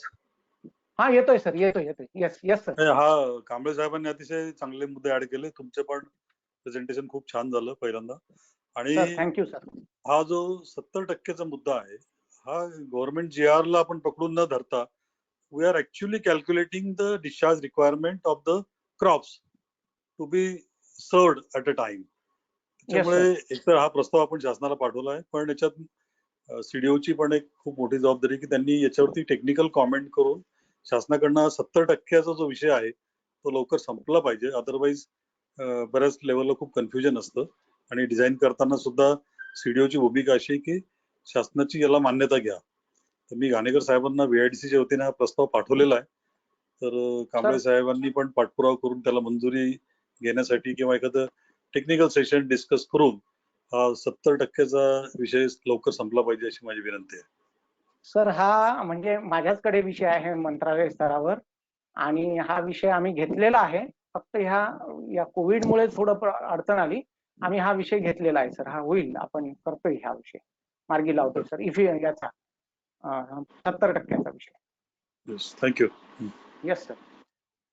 तदनंतर राजन कुमार शहा सर प्रश्न विचारू इच्छितात. मी त्यांना म्यूट करतोय. सर विचारा सर प्रश्न आपला. पाठक साहेब आवाज येतोय? सर येस क्लिअर येतोय सर आवाज. सर्वप्रथम फार चांगलं लेक्चर दिल्याबद्दल तुमचे हार्दिक आभार. धन्यवाद सर, धन्यवाद. फॉर्च्युनेटली याला डिझाईन करता मी CDO मध्ये असताना इन्व्हॉल्ड होतो 1999 ते 2002. बरोबर आहे, आपलं नाव होतं तिथे. येस. तर त्या काळामध्येच हे जे 70%चा विषय आला तो थोडासा मी हायलाइट करायचा प्रयत्न करतो, म्हणजे का तो विषय आला. तर तेव्हा आपले CEP होते ते DM मोरे साहेब होते आणि ऑप्टिमायझेशनचा विषय तेव्हा आपल्याकडे चालू होता की बाबा आपली नॉर्मली 24 फोर्टनाईट मध्ये एकच फोर्टनाईट पीक असते आणि त्याच्याकरता आपण बाकी 23 फोर्टनाईटला ती आयडल राहते सिस्टीम. म्हणून मग ते आपलं काही ऑप्टिमाइज करता येईल का अशी चर्चा झाली आणि वेगळ्या स्कीमचे 24 फोर्टनाईटचे ग्राफ्स आम्ही काढले. त्यात असं लक्षात आलं की साधारण 70% ऑफ पीक जर आपण डिस्चार्ज घेतला तर फक्त 3 फोर्टनाईट सफर होतात. एक पीक आणि त्याच्या बाजूचे 2 पीक ऍडजस्टमेंट नेक्स्ट पीक. त्यामुळे तो थोडासा तेवढा जर आपण ताण दिला, कारण डिझाईन एरिया नॉर्मली बऱ्याच वेळा नसतो, त्यामुळे तेव्हा तो कन्सेप्ट विचारात घेतला गेला. परंतु त्यात एक गोष्ट तेव्हा लक्षात नाही घेतली गेली की खरं पीकच्या वेळेसच पाणी पूर्ण पाहिजे आपल्याला. तेव्हा जर नसेल तर पिकं मार खातील. तर दिस वॉज द कन्सेप्ट पीकचा आहे तो. दुसरं जे आपण पंप ऑपरेटिंग लेवलचं सांगितलं की एक थोडी इमॅजिनरी लेवल आहे, तर थोडंसं मी फक्त ऍड करू इच्छितो की नॉर्मली MDDL आणि FRL हे आपलं पाण्याचं जर पाहिलं तर जसं आपण वर जाऊ तसं पाण्याचा एरिया वाढत जातो. त्यामुळे वरून लेवल ड्रॉप व्हायला जास्त वेळ लागतो, पण एकदा आपण विशिष्ट लेवलच्या खाली गेलो की पटपट लेवल ड्रॉप होते. त्यामुळे ती POL हे अशी आपण साधारण 2/3 जर घेतली तर मेजर पिरियड मध्ये ती लेवल त्याच्या जवळपास असते. म्हणजे that will be the ideal level, म्हणून ती आपण POL तशी तेव्हा विचारात घेतलेली आहे. आणि तिसरा एक माझा प्रश्न होता की तो तुम्ही अप्रोच चॅनलचा डिस्चार्ज 1.1 जो म्हटला तो सध्या पीक फोर्टनाईटचा 1.1 घेता का 70%चा 1.1 घेता? तेवढं फक्त सांगा. आपली स्कीम 70%ला डिझाईन असते ना. आपला डिझाईन डिस्चार्ज जो आहे त्यामुळे आपण त्याला. Yes sir. Anyway thank you very much. छान लेक्चर झालं. Thank you sir. तुमच्या म्हणजे आजच्या ह्याच्यामुळे मला ते 2/3चा जो कन्सेप्ट आहे वर का बरं ठेवतात तो आज माझा क्लिअर झाला. Thank you very much sir. आपण म्हणजे आपण रिझर्व्ह जरी पाहिलं तरी डिप्लिशनचा रेट वरून फार कमी असतो, खाली तसा तो वाढत जातो. नक्की अगदी योग्य कन्सेप्ट आहे तो. आणि मला एक माहिती पाहिजे होती की एक LIS कमिटी नेमली होती, तर मॅन्युअलची स्टेज काय आहे त्या? तर ती मॅन्युअल आपण सबमिट केलेला आहे शासनाला. आता शासनामध्ये तुम्ही आहात, 2 फक्त तुमच्यावर जबाबदाऱ्या आहेत. बीडीएम मॅन्युअल आणि सर. एलआयएस मॅन्युअल लवकरात लवकर पब्लिश व्हावं. सर सर सर नक्की. Thank you very much. Thank you. Thank you sir. Thank you. Thank you. अमर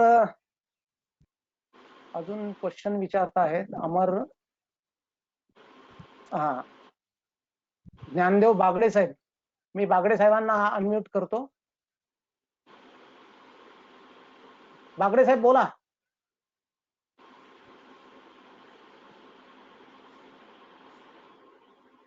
बागडे साहेब, हॅलो.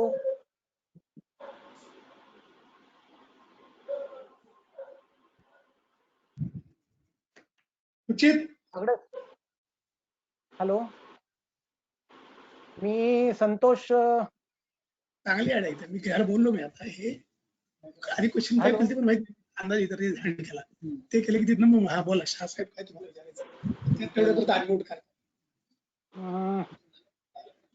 रोहन इनामदार. बागडे साहेब. राजपूत साहेब विचारू इच्छितात काही. राजपूत साहेबांना मी अनम्यूट करतो. राजपूत साहेब. माईक वर काय बोला.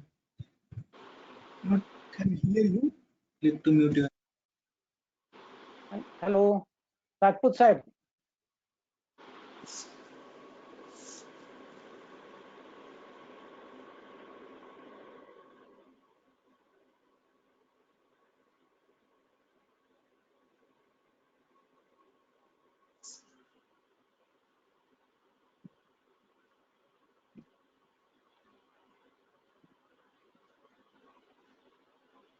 आनंदराव देशमुख. बागडे साहेब. बागडे साहेब बोला. हा राजपूत साहेब. आवाज येतोय? पाठक राजपूत साहेब साहेब बोलताय आवाज ना? येतोय? हा येतोय आवाज? येतोय सर येतोय. बोला सर. पाठक साहेब, आपण एक चांगलं सेशन दिलंय आम्हाला, चांगले लेक्चर दिलेलं आहे. यामध्ये प्रामुख्याने आपण जे काही प्रेझेंटेशन केलेलं आहे त्याच्यामध्ये काही गोष्टी मला जरा ऍड करायच्या आहेत. सर त्यामध्ये मी पण 2009 ते 2011 मध्ये अधीक्षक अभियंता होतो सीडीओला. आणि त्यावेळेस आम्ही बऱ्याचशा या सीडीओ मध्ये जे काही उपसा सिंचन योजनेचे संकल्पना आहे त्याच्यामध्ये बरेचसे एक सूत्रता आणण्याचा आम्ही प्रयत्न केलेला होता. सर बरोबर आहे. अगदी बरोबर आहे. त्यावेळेस जवळपास 119 उपसा सिंचन योजनेचे संकल्पना तेव्हा सीडीओ मध्ये चालू होतं. यामध्ये फक्त काही गोष्टी, सर्वात महत्वाची गोष्ट मला एक वाटते का उपसा सिंचन योजनेचा जो काही सर्वसाधारण आराखडा आहे, बऱ्याच वेळेस आम्ही त्यावेळेस मी सीडीओ मध्ये असताना बघितले जे झालेल्या स्कीम्स होत्या किंवा चालू असलेल्या स्कीम्स होत्या किंवा जे काही स्कीम्स येऊ घातलेल्या स्कीम्स होत्या, याच्यामध्ये सर्वसाधारण आराखडा जो आहे उपसा सिंचन योजनेचा हा फार महत्वाचा पार्ट आहे. कारण या सर्वसाधारण आराखड्यामध्ये सर्व म्हणजे स्थापत्य असू द्या, यांत्रिकी असू द्या, नंतर आपल्या विद्युत असू द्या किंवा क्षेत्रीय यंत्रणा असू द्या, या सर्वांचा सहभाग फार महत्वाचा आहे. कारण इनिशियल स्टेजला जर याच्यामध्ये काही चूक झाली तर ती आपल्याला लॉंग टर्म ती चूक नंतर दुरुस्त करण्यासाठी फार मॉडिफिकेशन्स करावे लागतात. याचं फार मोठं उदाहरण आहे आपल्याकडे की आपण प्रामुख्याने 95 ते 2000च्या दरम्यान एमकेडीसी मध्ये बऱ्याचशा उपसा सिंचन योजनेचं काम हाती घेतलं. त्यावेळेच्या त्या तत्कालीन काळामध्ये बऱ्याचशा रश ऑफ वर्क मध्ये बऱ्याचशा उपसा सिंचन योजनेच्या सर्वसाधारण आराखड्याकडे बऱ्या मोठ्या प्रमाणावर दुर्लक्ष झालं आणि मोठ्या प्रमाणावर त्या दुर्लक्ष झाल्यामुळे बऱ्याच ठिकाणी आपल्याला जनरल लेआउट मध्ये बऱ्याचशा चुका आढळलेल्या आहेत. तर प्रामुख्याने त्यामुळे माझं सांगणं, जर आपल्याला स्कीम ऑप्टिमाइज करायची असेल तर जनरल लेआउट हा फार महत्वाचा पार्ट आहे. इथं आपण जेवढ्या वेगवेगळ्या अल्टरनेटिव्ह करू किंवा जेवढा त्याला वेळ देऊ आणि सर्वांचा जोपर्यंत जेवढा त्याच्यामध्ये इनपुट लागेल, एकदा ऑप्टिमाइज स्कीम झाली नंतर मग एक क्षेत्रीय स्तरावर काम करणं हे मेकॅनिझम वर्क आहे. त्याला काय फार महत्वाचा विषय नाहीये. एकदा ऑप्टिमम झाल्यानंतर क्षेत्रीय स्तरावर ही कामं होतच असतात. तर हा महत्वाचा पार्ट इथं महत्वाचा इथं जनरल लेआउट ऑफ स्कीम. आणि जनरल लेआउट ऑफ स्कीम जे आहे हे आपलं तुम्ही जे पॅरामीटर डिसाईड करता, सब कमिटी डिसाईड करते किंवा स्टँडिंग कमिटी त्याला फायनलाइज करते, ते फक्त पॅरामीटर डिसाईड करण्यापुरतीच याची व्याप्ती नसू नये किंवा फायनलाइज करण्यापुरती याची व्याप्ती नसू नये. हे जनरल लेआउट ऑफ स्कीम जो आहे हे पण सब कमिटीने तयार करावं आणि स्टँडिंग कमिटीने त्याला अप्रुव्हल द्यावं. कारण याच्यामध्ये महत्वाचा पार्ट असा आहे का जसं कांबळे साहेबांनी सांगितलं सुर्वे साहेबांनी पण सांगितलं 70% GR शासनाने काढलेला आहे. त्याला शहा साहेबांनी व्यवस्थित उत्तर दिलेलं आहे, कारण हा विषय बऱ्याच वेळेस मागे मुख्य अभियंत्यांच्या द्वैमासिक बैठकीमध्ये मागे 2000 ते 2005 मध्ये चर्चेला गेलेला होता. त्यानंतर हे डिसिजन घेण्यात आलेलं होतं. त्यानंतर मग कांबळे साहेबांनी सांगितलं की आपण पीडीएन ला शिफ्ट झालो. काही ठिकाणी आपण प्रेशराइज पीडीएनचा कन्सेप्ट आपण राबवतोय. काही ठिकाणच्या उपसा सिंचन योजना आपल्या फक्त खरी भागामध्ये काही टँक भरण्यापुरतीच आहे. त्याला हा 70% क्रायटेरिया लागू होत नाही. तर अशाही वेगवेगळ्या प्रकारच्या स्कीम सीडीओनी ऑलरेडी केस स्पेसिफिक डिझाईन केलेल्या आहेत. केलेल्या नाहीत असं नाहीये. फक्त सर्वसाधारण स्कीम साठी हा नॉर्म आहे 70%चा. एवढं मला सांगायचं आहे. बाकी बरोबर आहे. शहा साहेबांनी जो काही विषय सांगितला होता आता, आर्बिट्री लेवल जी आपली आहे POL, त्याचे त्यांनी व्यवस्थित उत्तर दिलेलं आहे. बाकी तुमच्या एका स्लाइड मध्ये तुम्ही असं म्हटलेलं आहे की जो डिझाईन इनपुट डेटा आहे, बऱ्याच वेळेस मी पण अनुभवलेला आहे की पॅरामीटर फायनल डिसाईड करताना किंवा फायनल करताना बरीचशी मंडळी इनपुट डेटा सुरुवातीला देतात, नंतर पॅरामीटर स्टँडिंग कमिटीमध्ये अप्रुव्हल पण होऊन जातं. त्यानंतर मग काही तुमचे एस्टिमेट टेंडर झाल्यानंतर लक्षात येतं की हे सर्व चुकलेलं होतं. परत सीडीओ कडे येतात. अशा 2-2, 3-3, 4-4 वेळेस स्टँडिंग कमिटी झालेल्या आहेत. तर माझं म्हणणं तेच आहे की सुरुवातीलाच याच्याबद्दल व्यवस्थित जर सर्वांनी इनपुट दिलं तसं रिपिटेशन ऑफ वर्क होणार नाही. तुमच्या स्लाइड मध्ये एका ठिकाणी तुम्ही असं इनपुट डेटाच्या बद्दल म्हटलेलं आहे की क्रॉस सेक्शन आणि यल सेक्शन ऑफ रायझिंग आणि फील्डनी देणं अभिप्रेत आहे. तसं नाही आहे ते. त्याच्यामध्ये फक्त जे रायझिंग मेनचे अलाइनमेंट आहे त्याच्या त्या अलाइनमेंटशी निगडीत जो कंट्रोल प्लॅन आणि त्याचा ग्राउंड प्रोफाईल जे आहे L section of ground line ती देणं अभिप्रेत आहे. ती एक दुरुस्ती करणं गरजेचं आहे. कन्व्हेन्स सिस्टीम आहे. बाकी कन्व्हेन्स सिस्टीम. हा कन्व्हेन्स नाही. तुम्ही त्याच्यामध्ये दिलेलं आहे क्रॉस सेक्शन आणि L section of rising main असं म्हटलेलं आहे. तो फील्डनी देणं अभिप्रेत नाही आहे चेक असं मला करतो म्हणायचं आहे. बघून घ्या तुम्ही ते. बाकी दुसरं बुस्टिंग पंपच्या संदर्भात कांबळे साहेबांनी सांगितलं होतं की ऑनलाईन पंप्स आपल्याकडे आहे, जशी GA कटापूर स्कीम्स आहे. त्यात 3 पंप हाऊसेस आहेत. त्याच्यामध्ये 2 पंप हाऊस मध्ये पहिल्या पंप हाऊस नंतर डायरेक्ट तिसऱ्या पंप हाऊस नंतर पहिला, दुसरा आणि तिसरा, त्याच्यातले 2 आणि 3 हे ऑनलाईन पंप हाऊस आहेत. तर याच्यामध्ये एक रेसिड्युअल हेडचा एक कन्सेप्ट असतो. ऑनलाईन बुस्टिंग पंपला आपण तो घेतो. तो याच्यामध्ये काही स्कीम तशा असतात आपल्या, त्या पण याच्यामध्ये इन्कॉर्पोरेट करणं गरजेचं आहे. बाकी ओव्हरऑल आपलं प्रेझेंटेशन चांगलं झालं. आपल्याला आपलं अभिनंदन. Thank you sir. थँक्यू. सुर्वे साहेब पुन्हा प्रश्न विचारू इच्छितात असं दिसतंय.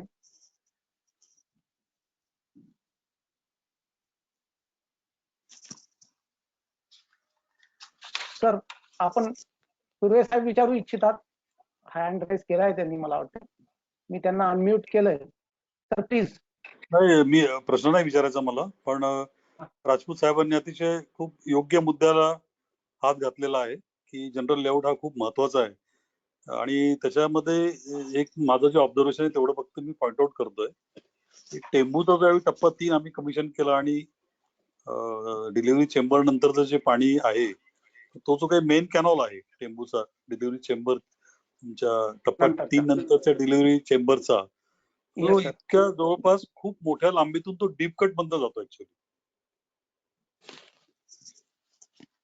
प्रॉब्लेम असा झाला की डीप कट मधनं सगळं पाणी जात असल्यामुळे आजूबाजूचं कुठलाच कमांड घेता येत नाही. Seed reaches to that 30 kilometer distance travel. दुसरं असं झालं की construction cost of that canal सुद्धा खूप वाढली. जर 10-10, 15-15 मीटरचा डीप कट करायची गरज नाही, तर आपण त्याच म्हणजे जर जनरल लेआउट राजपूत साहेब म्हणतात त्याप्रमाणे जर तो प्रॉपरली ऍड्रेस झाला असता, तर डिलिव्हरी चेंबरचं जे लोकेशन आहे ते 10 ते 12 मीटर जर आपण वर उचललं असतं, तर हा संपूर्ण डिस्चार्ज वरच्या 4 ते 5 मीटरच्या डेप्थ मधनं फ्लो करता आला असता आपल्याला. त्यामुळे त्या लेवलचाही कमांड मिळाला असता आणि construction cost of the canal सुद्धा वाचली असती.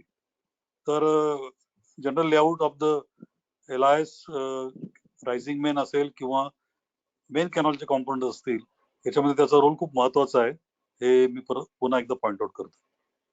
येस सर, बरोबर आहे. मी आता बागडे साहेबांना पुन्हा बागडे साहेब बोलू इच्छितात. बागडे साहेबांना अनम्यूट करतो. बागडे साहेब, अनम्यूट केलंय तुम्हाला.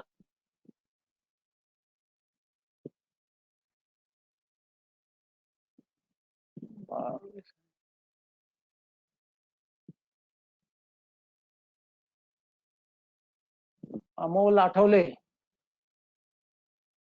अमोल आठवले यांना मी अनम्यूट करतोय. अमोल आठवले बोला.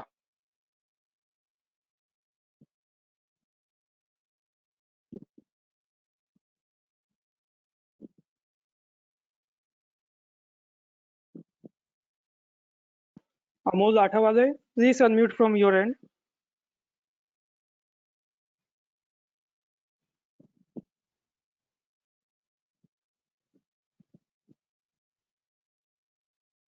So please proceed with any other participants.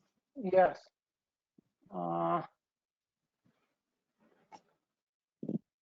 Randive, राजूरना Randive. Randive जी बोला. हा सर मला ओके ओके सर. आवाज येतोय बोला. नमस्ते सर, धन्यवाद. आपला सेमिनार खूप छान आणि मार्गदर्शनपर झाला. माझे एक प्रश्न आहे आणि एक थोडं सजेशन पण आहे. तर पहिल्यांदा मी एक थोडा प्रश्न आहे तो विचारतो की ऊर्ध्व नलिकेवर नॉन रिटर्न वॉलची आवश्यकता आहे काय, हा माझा थोडासा प्रश्न आहे रायझिंग मेन त्यामुळे. Okay sir, okay. दुसरं माझं, आता आम्ही पण LIS मध्ये ज्यावेळेस काम करत होतो त्यावेळेस पंपिंग मशिनरीला सेकंडरी प्रायोरिटी देऊन कधी कधी पंप हाऊस तयार असायचे किंवा रायझिंग मेन तयार असायच्या आणि त्याच्या बेसिसवर नव्याने स्टँडिंग कमिटीमध्ये पॅरामीटर देऊन पंप बनवायची किंवा पंपाची पॅरामीटर बसवायची आम्हाला बऱ्याच वेळी तशी परिस्थिती आलेली आहे. म्हणजे 2002 पासून बऱ्याच ठिकाणी आधी पंप प्रोक्युअर झाले मग बाकी बांधकाम असं बऱ्याच स्कीम्स मध्ये झालं बरं का, म्हणून म्हणतो. सिव्हिल मेकॅनिकल कोऑर्डिनेशन आहे. इव्हन आमच्या पंप ओपनिंग असो किंवा इलेक्ट्रिकल पॅनलच्या ओपनिंग असो किंवा corbel top to roof tie वगैरे हाईट्स असो किंवा टोटल पंप हाऊस मधल्या उंची असो, त्याच्या बाबतीत थोडंसं सिव्हिल मेकॅनिकल कोऑर्डिनेशन वाढावं एवढीच माझी यामध्ये विनंती वजा म्हणजे विनंतीच आहे. एवढंच मला सजेशन करायचं होतं सर. धन्यवाद. बरोबर आहे. सिव्हिल हे म्हणजे इलेक्ट्रोमेकॅनिकल कॉम्पोनंटचा आणि सिव्हिल याचं कॉम्बिनेशन असल्यामुळे ह्यांचं कोऑर्डिनेशन असणं फार आवश्यक आहे. अन्यथा सगळी स्कीम म्हणजे तुमचं नियोजनच चुकून जाईल. तर बऱ्याच ठिकाणी हे नॉर्मली 95% मध्ये हे कोऑर्डिनेशन आपल्याकडे छान असतं. काही ठिकाणी होतं अपवादात, मग त्या ठिकाणी आपण सिव्हिलच्या लोकांनी पुढाकार घेऊन थोडंसं त्यांच्याकडून हे करून घ्यायला पाहिजे, म्हणजे आपली स्कीम चुकणार नाही, बाकी काही. रोहन इनामदार, मी तुम्हाला okay thank you. Rohan Inamdar, please unmute from your end. Hello. हा बोला. हा नमस्कार सर, आपलं प्रेझेंटेशन खूप छान झालं. थँक्यू. मी गेले 10 वर्ष लिफ्ट इरिगेशन मध्येच काम करतोय, प्रायव्हेट सेक्टर मध्ये आहे मी. बरेच आम्ही इरिगेशन खूप एक्झिक्यूट केले. तर त्यामध्ये मगाशी जो सरांनी प्रश्न विचारला, रायझिंग मेन मध्ये NRV ची गरज आहे का, तर आम्ही काही ठिकाणी असे प्रयोग केले की RM मध्ये आम्ही NRV टाकलेत आधीमध्ये. कारण ज्या ठिकाणी भरपूर हाईट आहे, जवळपास 120 मीटर 130 मीटर, त्या ठिकाणी आपण काय केलं की डायरेक्ट पंपिंग करून NRV काही ठिकाणी लोकेशन आम्ही सर्च केले की जिथून समजा पंप बंद झाला आणि स्टिप त्यावेळेला पाणी ग्रॅव्हिटीने रिटर्न मागे येते, तर त्यावेळेला बऱ्याच ठिकाणी काय होतं, सर्ज क्रिएट होऊन तिथं पाईप बस्ट होत होते. तर त्या ठिकाणी आपण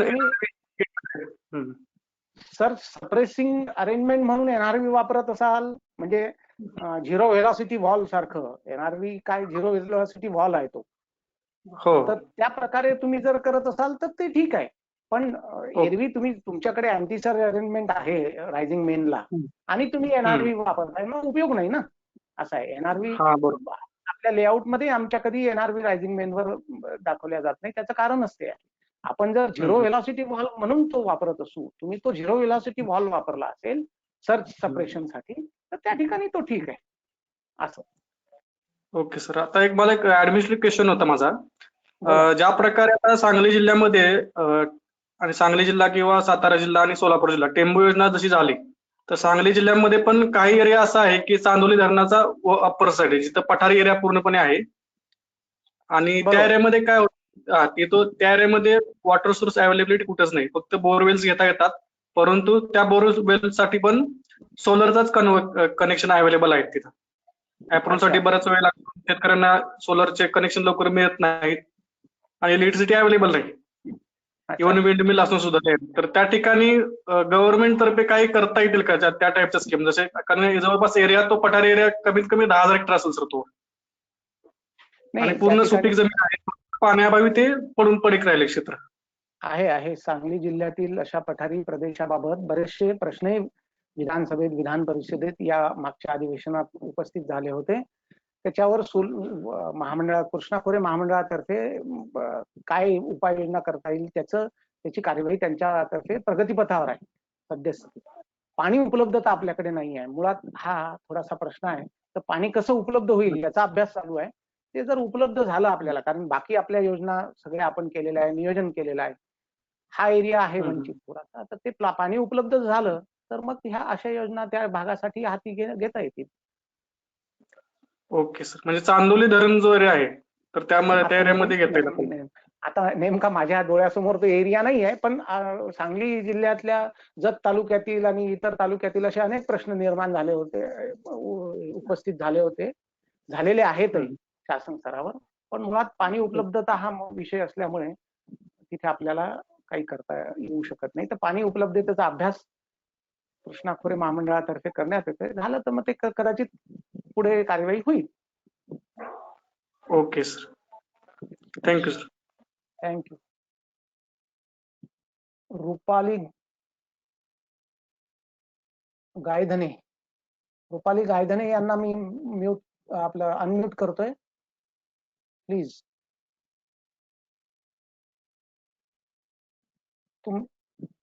तुमच्या एंडला अनम्यूट करा.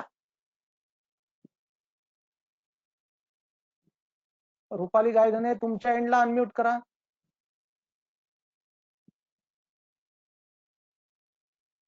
ओके.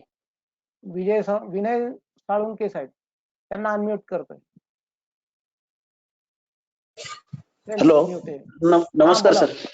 नमस्कार. हा सर, हा मला एक विचारायचं साहेब, जे आपलं कोयना अवजल विद्युत आहे ना, कोयना जलविद्युत प्रकल्प, हो, तर त्याचं 67.5 TMC पाणी जे आपलं म्हणजे जनरेशन नंतर अरबी समुद्रामध्ये जाते,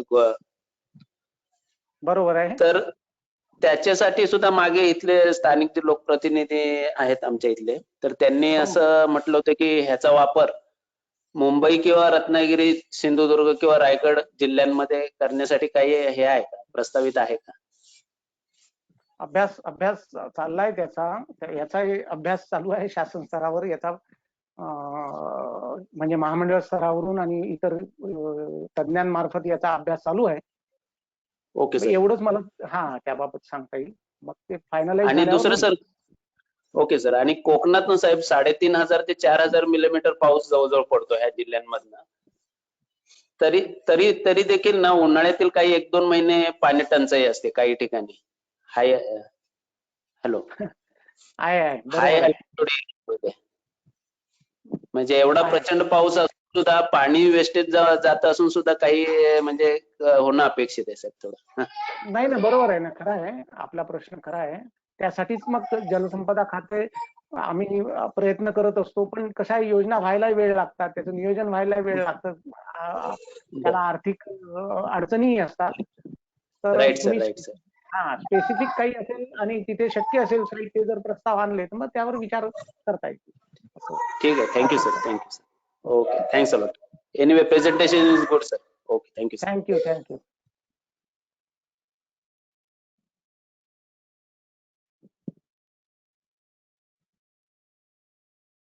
मेत्रे साहेब विचारा. अनम्यूट केलं तुम्हाला. त्याशिवाय आपण करतो ते बरोबर आहे का चूक आहे हे कसं कळेल? मेत्रे साहेब बोला. हॅलो सर, ऐकू येतंय का? हा, मला येतंय ऐकू, अगदी क्लिअर ऐकू येतंय. हा सर, बोला. हॅलो. हा, बोला. हा, काय नाही सर, म्हणलं ऑफिस मध्येच बसलो होतो. अच्छा. हा, आपल्याला 100% आहे ना कोविड मध्ये. हो, बरोबर आहे. तुमचा आवाज हे सगळेजण वेबिनार ऐकतायत. चांगलं सुरू केलं सर. हो, छान केलंय. तुमचा काही प्रश्न असेल स्पेसिफिक तर विचारा. ब्रह्मगव्हाण तुमच्याकडे आहे का? नाही. कोणतं सर? नाही तुमच्याकडे काही लिफ्ट योजना आहेत का? आहे ना? लिफ्टच्या सर 4 योजना आहेत, पण त्या पूर्ण झालेल्या आहेत आपल्या आणि कार्यान्वित आहेत दुधनाच्या. आता. दुधनाच्या 4 दुधनाच्या ना? रिझर्व्हर आहेत सर. बरोबर आहे. त्या पार्टिसिपंट म्हणजे पीएपी साठी बांधलेल्या योजना आहेत चारही, आहे ना? हो सर, सर्वसाधारणपणे एका योजनेवर 2000 हेक्टर आहे पोटेन्शियल. बरोबर आहे. येस. हा, आणि त्या कार्यान्वित आहेत सर. थोडा आता यावर्षी पाणी नाहीये लोअर दुधनाला. ठीक आहे, ठीक आहे. काही प्रश्न आहे स्टोरेज आपले? नसल्यामुळे जरा हे झाले सर. काही प्रश्न आहेत का म्हटलं आपला? नाही सर, काही तसं. अंकुर देसाई साहेबांना मी अनुरोध करतो. अंकुर देसाई सर. हा सर देसाई नमस्ते. साहेब, नमस्कार. नमस्कार. नमस्ते सर. सर सर्वप्रथम तर अत्यंत सुंदर प्रेझेंटेशन आणि माहिती आपण दिलीत. धन्यवाद. आणि थँक्यू. आणि कांबळे साहेबांनी जे सांगितलं that was icing on the cake. I really thank both of you. माझी एक अशी एक सजेशन आणि विनंती आहे सर, की आता जो आपलं डिस्कशन झालं, सुर्वे साहेबांनी त्याच्यावर बोलले, कांबळे साहेबांनी खूप व्यवस्थित सांगितलं, आपण तर सांगितलंच की आपण आता 60% 70% डिस्चार्जला आपण डिझाईन करतो आहोत. पण इथून पुढे जे आपले सर्व प्रकल्प होणार आहे तिथे आपण सर्वीकडे प्रामुख्याने पीडीएन वर पुढे काम करणार आहोत. तर पीडीएन आपण करू किंवा पुढे मायक्रो इरिगेशनचा विचार करू किंवा बुस्टर पंप्स लावू, ह्या सगळ्या याच्यात आपलं डिझाईन मध्ये कसा फरक पडेल, right from the pump capacity, rising main आणि आपलं पीडीएन, याच्यावर एकदा एक सेमिनार किंवा वेबिनार होऊन त्याच्यावर डिस्कशन होणं गरजेचं आहे असं मला वाटतं. कारण इथून पुढे आपली दिशा बदलते आपल्या डिपार्टमेंटची.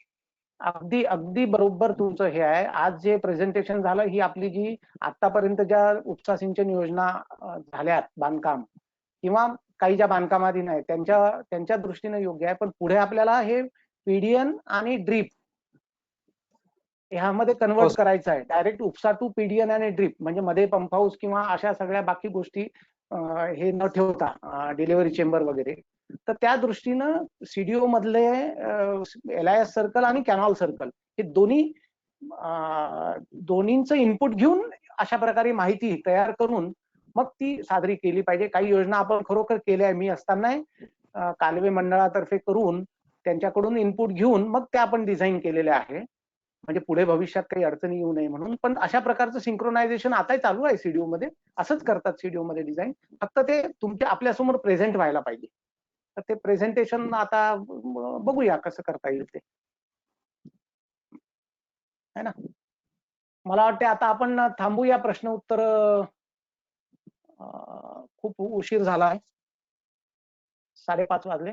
तर मी आता थांबतो, प्रश्न उत्तर थांबतो. लिखित काही प्रश्न उत्तर दिलेले असतील तर ते आता आपण बघूया काही प्रश्न लिखित आलेत का. Question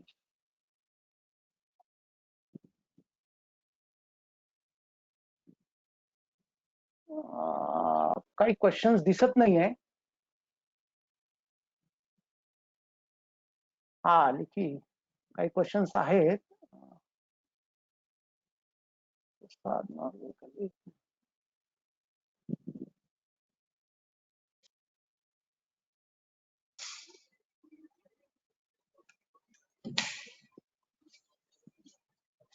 In DPR of LIS project, whatever cropping pattern is mentioned and water requirement and design of Somnath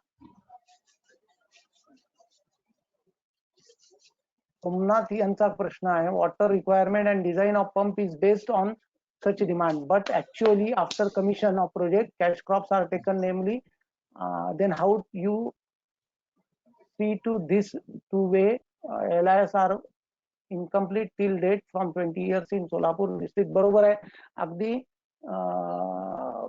अगदी प्रश्न योग्य आहे. मी आधीच सांगितलं होतं की म्हणून क्रॉपिंग पॅटर्न असेस करताना उपसा सिंचन होण्यापूर्वीचा क्रॉपिंग पॅटर्न असेस केला तर त्यावर आधारित उपसा सिंचन योजना बांधणे चूक करणे आहे.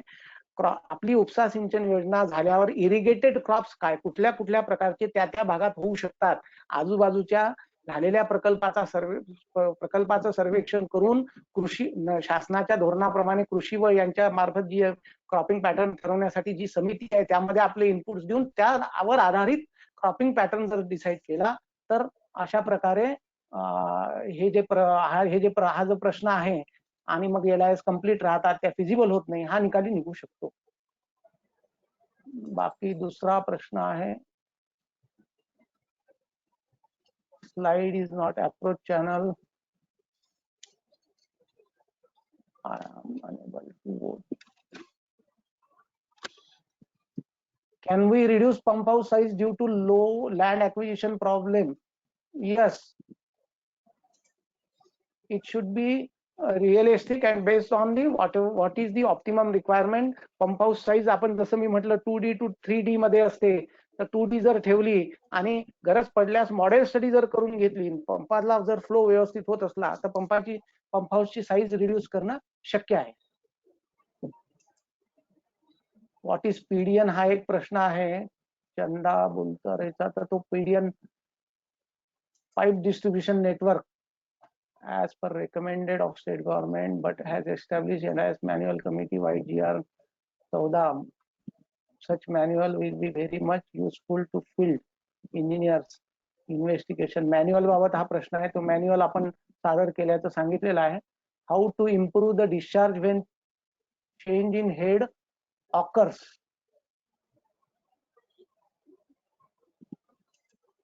प्रश्न नेमका कळत नाही आहे की वैशाली तमगावेंचा हा प्रश्न आहे. How to improve discharge when change in head occurs. Continuity equation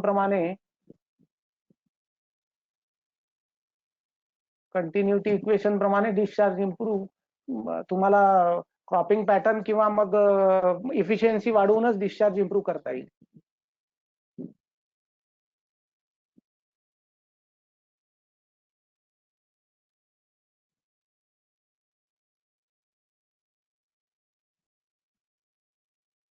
On an average, how much time is needed from inception of final LIP? Use of automations in pumping and designing would prove far better. For example, drone surveys and trunk. Yes. Distribution plus supply of water, audit and strengthening of existing system. Yes, we are now using drone system also. We are using and we are going for atomization also in this LIS system राहते आहे.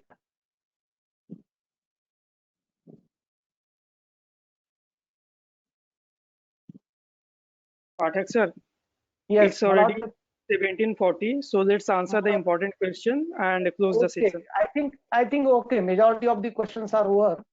Okay, perfect. Yeah, we will stop. मी हा जाताना शेवटी एवढंच म्हणेल की Shri organiser या seminar वेबिनारचे Narvekar साहेब, आमचे मुख्य अभियंता मंत्रालयातील बेलसरे सर, आपले दोन्ही सचिव पवार साहेब आणि घाणेकर सर, या सर्वांचे अत्यंत आभारी आहे की त्यांनी प्रथमतः मला संधी दिली. मला वाटते आज या वेबिनारची क्वालिटी आणि हे अतिशय चांगलं असावं, सर्वांपर्यंत हा वेबिनार व्यवस्थित ऐकू गेला असावा, दिसला असावा असं मला नक्की खात्री आहे. तर मी या सेमिनारच्या वेबिनारच्या ऑर्गनायझेशनचे, आपल्या जलसंपदा खात्याचे सगळ्यांचे धन्यवाद मानतो.